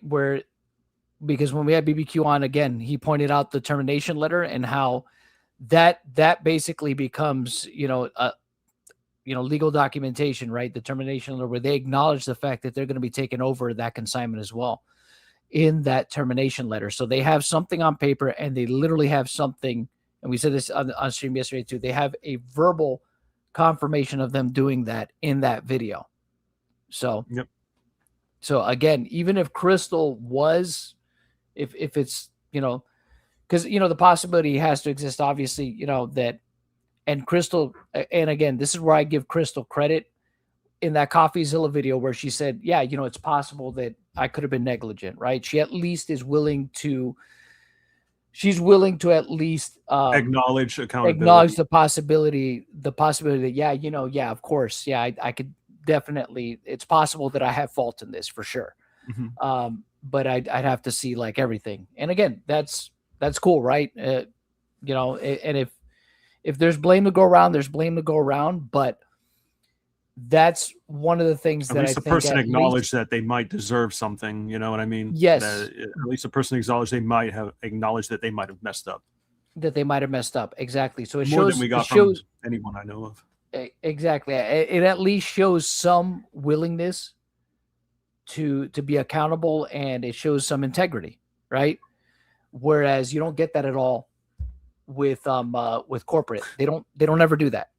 They don't ever do that. So they got rid of her fucking bird, John. Yeah. Like they just got rid of it because they wanted to. Yeah. Integrity. Like these people are. Yeah, they don't have. Yeah, these people are assholes. I'm sorry. No, for sure. Assholes. Yeah, it's always a blame game with them too. It's everybody else's fault. It's everybody else's fault except their own. Document also. I'm gonna rant to you when we get done.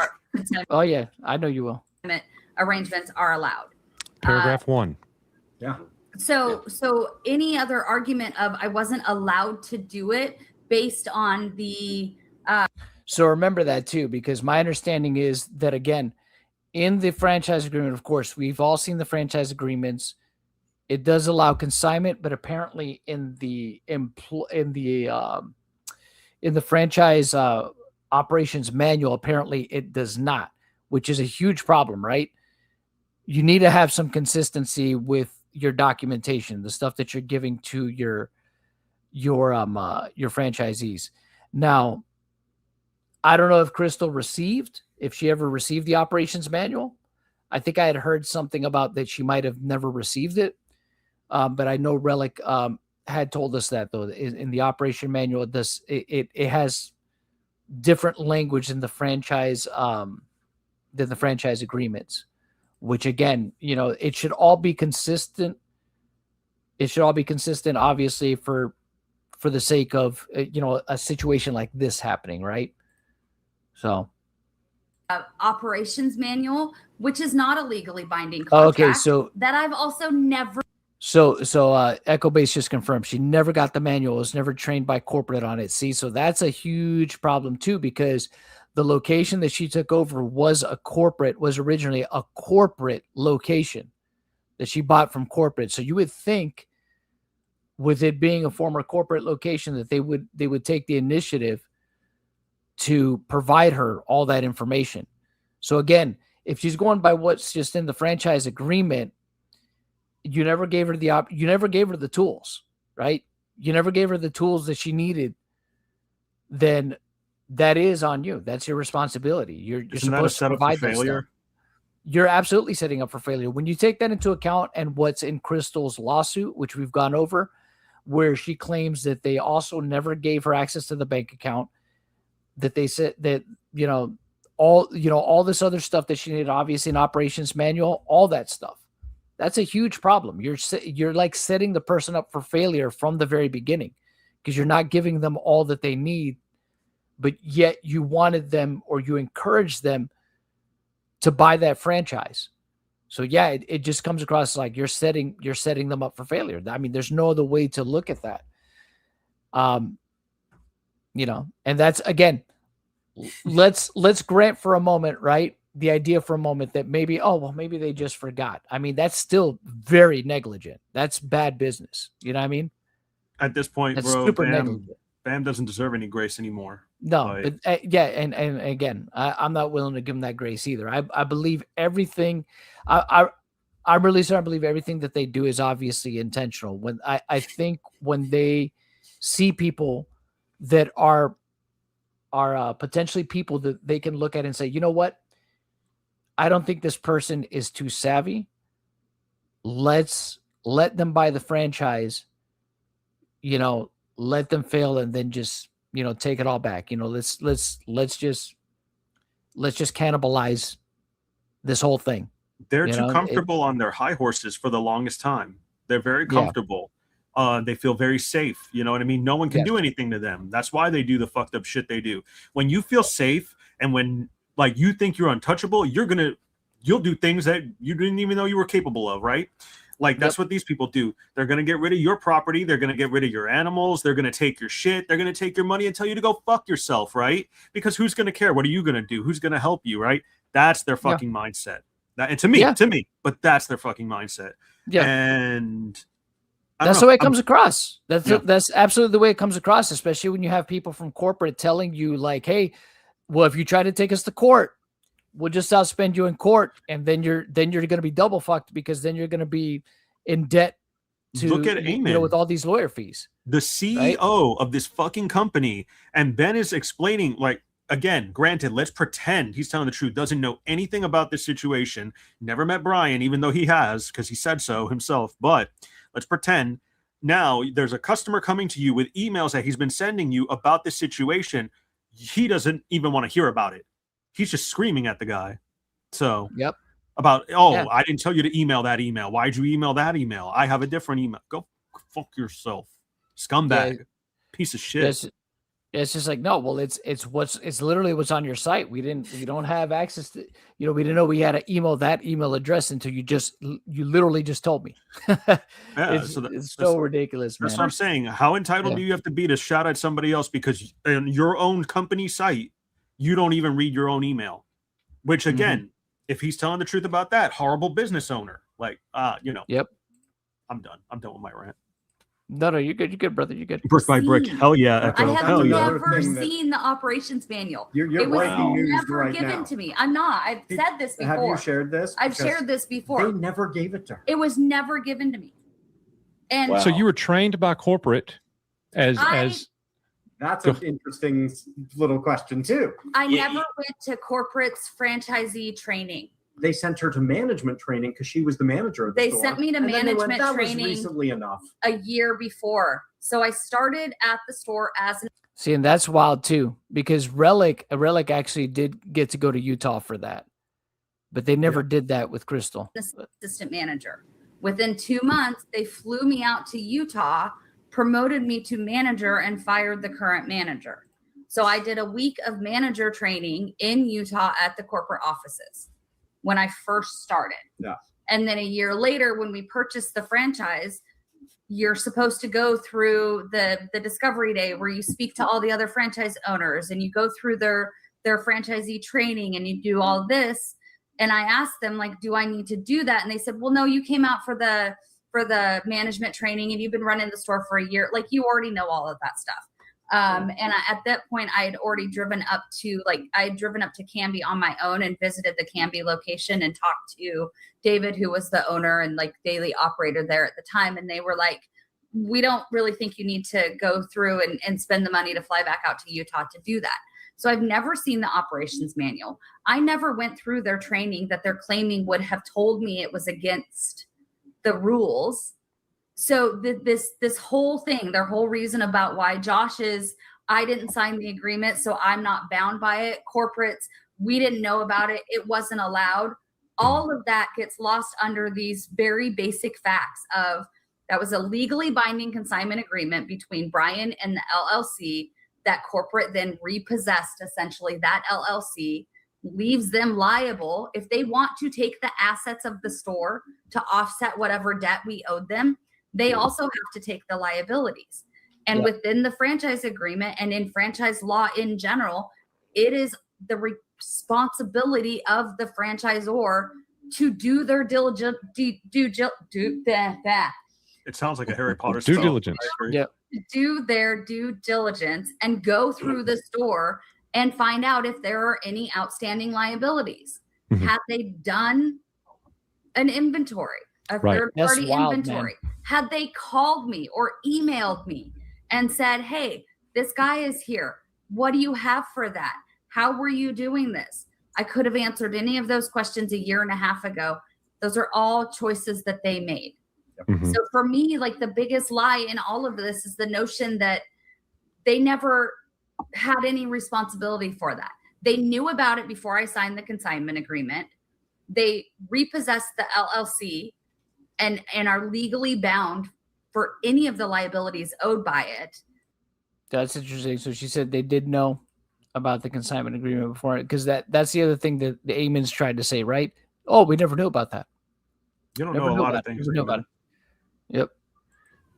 They had clear inventory. Brian's list was in the email. If they can get the consignment agreement from the email, they can get the list from the email. All of those things, everything just shows me that it appears to me that they made choices in the last year and a half to not do what the franchise agreement says that they were supposed to do.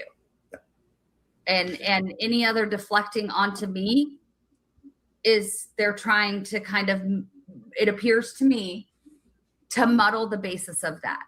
Mhm. Right? Brian had a legally binding contract and it was corporate's responsibility to enforce that contract. That's it. That's the bottom line. Yeah, and I mean, we even saw in the video, the first video released by Reckless Ben, when on the Ring cameras that you got, where you told them, "Hey, I need these tickets. I need to know how much to pay him," and they're like, "This is a business matter." you know, well, so I mean, corporate assumes the liability. Yeah. And one of them made a statement in a different video. I don't recall which one, saying like, yeah, she mentioned the consignment, but we didn't really know what that was about. The thing that I don't have the video of is the previous conversation that I'd had with Kai about an hour before that, where I told him I need to be able to do an inventory because all of the stuff in the store is not mine. And we had a conversation about the consignment. Brandon and I sat in that store while we were waiting for corporate to send the termination letter. And I talked to him about how we identified Brian's consignment sets, the yellow stickers on the back, the white price tags on the figures, the 2 inventory items within the POS that we were tracking, when we were paying them out. We had conversations about all of that. So it sounds like there was more than one bit of identification on Brian's stuff specifically, from what you just said. Not just the yellow stickers, but the price tags themselves too. So there was more than one identifiable mark. So, man, yeah, it's interesting. They knew all of that. And in that clip that we shared, if Kai on the phone or Brandon on the phone had no idea what I was talking about when I said that, it seems to me like the logical thing to do at that moment was, if you don't know what I'm talking about, to say, wait, what agreement? What consignment? Yeah, and there was no objection, and there should have been. Again, especially if you had no intention of taking it over. You should have said, whoa, stop. They should have been like, stop, whoa, hold on. I'm gonna try that next time. We hang out. I'm like, John's gonna take care of the bill. Like he did walk away. Yeah, it's just like he should have right then and there. He should have objected right when he was, because he was there. He heard what Kai said. Unless Brandon's deaf. I mean, we know he's mute. We know he's mute, but I gotta try that shit sometime. I'll be like, oh, $52.99, sir. I'm like, John will take care of it. This is a corporate issue. And fucking walk away. Yeah, I mean, for all we know, Brandon could be don't you dare. For all we know, Brandon could be like a Helen Keller type. I don't know. For all I know, they cut out Brandon's tongue. He can't speak. My name is Reek. For all I know, he's like, what? He has no tongue. He can't. Yeah. I go, what? You're not supposed to do that. Yeah. Oh man. Yeah. We know. We'll take care of it. Right. The reason they said, we'll take on that liability is they knew what liability they were taking on. So they're trying to paint a picture saying that this is you're the fall guy. You're the scapegoat here. Yeah. You're operating on your own self-interest, because this is personal. This is outside of Bricks and Minifigs corporate. This is not a business thing. You're operating outside of that, making this a personal thing outside. Private agreement. And that's private. I don't know. This is our judgments of Bam's lies overlap, but mine is biased. I get the most frustrated when they are trying to make it sound like she wasn't doing a great job. This store she was building these amazing relationships with these customers. She was building this store. She was putting her blood, sweat, and tears into this business as the day-to-day manager. And she didn't take a salary. Like, she was, doing this work and investing everything back into this business. I'm sorry. Was doing well enough that they were recognizing her value in a whole lot of different ways. So they were saying, hey, we need somebody who can, be an expert about this. Will you go over to this place and look at this collection and evaluate it for us? Not, oh, this is somebody that we don't trust. It was, this is our rock star on the spot. Let's send her out there to check this thing out. Or they were, saying, oh, hey, everybody, we're at, the what's their conference, BAM World. Hey, here's, you got to meet you got to meet this new manager. She's doing a great job, right? So they are acknowledging she's doing well. And the thing that is so frustrating is they want the public to now believe that the store was, they'll describe it as like being a mess. And, part of that could have been just a little bit of a form of gamesmanship, maybe, just to disarm the people that they plan on screwing over eventually. Oh, Yeah. you're great, you're fantastic, you're the best. You're Just- our number one customer. Yeah, just so they can blindside him. Because I mean, look, there's no other way Well, to think put it. about She was Relic. blindsided. Yeah, and Relic Think too. about Relic. Relic was blindsided. They befriended Crystal was him. blindsided. Yeah, they befriended him. They hung out with him. It seems like that's part of their MO too, is just kind of like to disarm people a little bit and make it seem like, yeah, we're your buddy. We're good. You're great. You're great. Less opposition, John. Yeah, exactly. They make people compliant first by just disarming them. I'm your friend. I'm here to help you. I'm not just your manipulate them. agent. I'm your friend. Yeah, it's freaking wild. I'm not your boss. But, I'm your friend. Okay, so we'll watch a few more minutes and then we'll go ahead and wrap it up for tonight because we're reaching our time here. You can Yeah. see the Store was video. failing. They're saying, They're don't- rescuers. They're Yeah. store rescuers. Don't trust Yeah. your lying eyes. Harbingers. But people can see in the video, the store was clean, the store was well run, the store was, and once folks, That's exactly what you said, Aura, that they're harbingers. I remember. Yep. Harbingers, Yep. bro. Yep. realize that, they'll realize, oh, that's a pretty good motive to steal it. It was doing well, Mhm. right? I mean, I have a whole you know, I have a whole string of text messages between a previous corporate employee and myself when I was acting as manager. Every week or every month that we had good sales, I would text her, she would message me because I was consistently increasing our sales as manager, right? And we even have Kai on phone the night. I don't like to talk good about it's uncomfortable. I Compliments understand.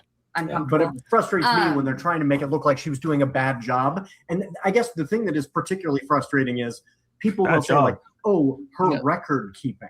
And I'm like, okay, well, at the end of the year, I think they're Right. accusing her a little more of that now. Like, Oh yeah, for sure. they're literally trying to dump everything on her. Yeah, exactly. And again, but that's the thing. Even if it were the case, right, that if we were to give them that, if we were to grant them that, it wouldn't matter because again, everything they did after the fact, they just kind of Not a set chance, themselves bro. up. Bro, So- like the fool me once, shame on you thing. I'm like, with all the amounts of lies that Eamon and John, if I had like a nickel for every lie that I heard these motherfuckers say, bro, I wouldn't even have to be streaming right now, bro. We would be out on Yeah. vacation. We'd Oh, be for out sure. on vacation right now.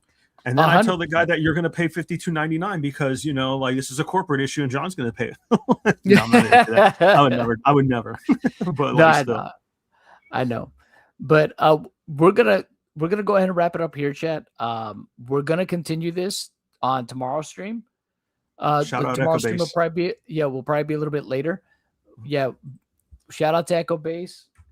Interview so far is great. We also I'm posting the link to Echo Base's stream that's going to be starting up here in about probably 15-20 minutes from ours. If you guys want to go head on over there, they're doing great work over there. Been in contact also with Echo Base. We're hoping we're going to try to figure out and see if we can get on a stream together here soon in the near future. We just got to figure out timing and stuff like that. But because I think it'd be a lot of fun to talk. And Long and overdue see- anyway. Yeah, and I Been think long it's overdue. I think it's long overdue as well. So hopefully we can make that happen. But we appreciate all y'all joining us. Be sure to join us tomorrow. Make sure to like the stream, do all that good stuff. Helps us out. Bless And, the chat. Bless the chat. Yeah, we'll catch you guys on the next stream. Thank you so much for joining us. Oh, and don't forget Ben's Give Send Go. Go. As always, try to always make it a point to share this. Donate if you can. If not, share it to somebody that might be able to help, or just keep sharing it along. Just keep the word out there. But anyways, we'll go ahead and wrap it up here. You all have a fantastic night. Say what's up to Echo Base for us. Please. And we'll catch you all on the next one. Thanks for hanging out, everybody. Have a good evening. Thank you so very much. Yep. I hate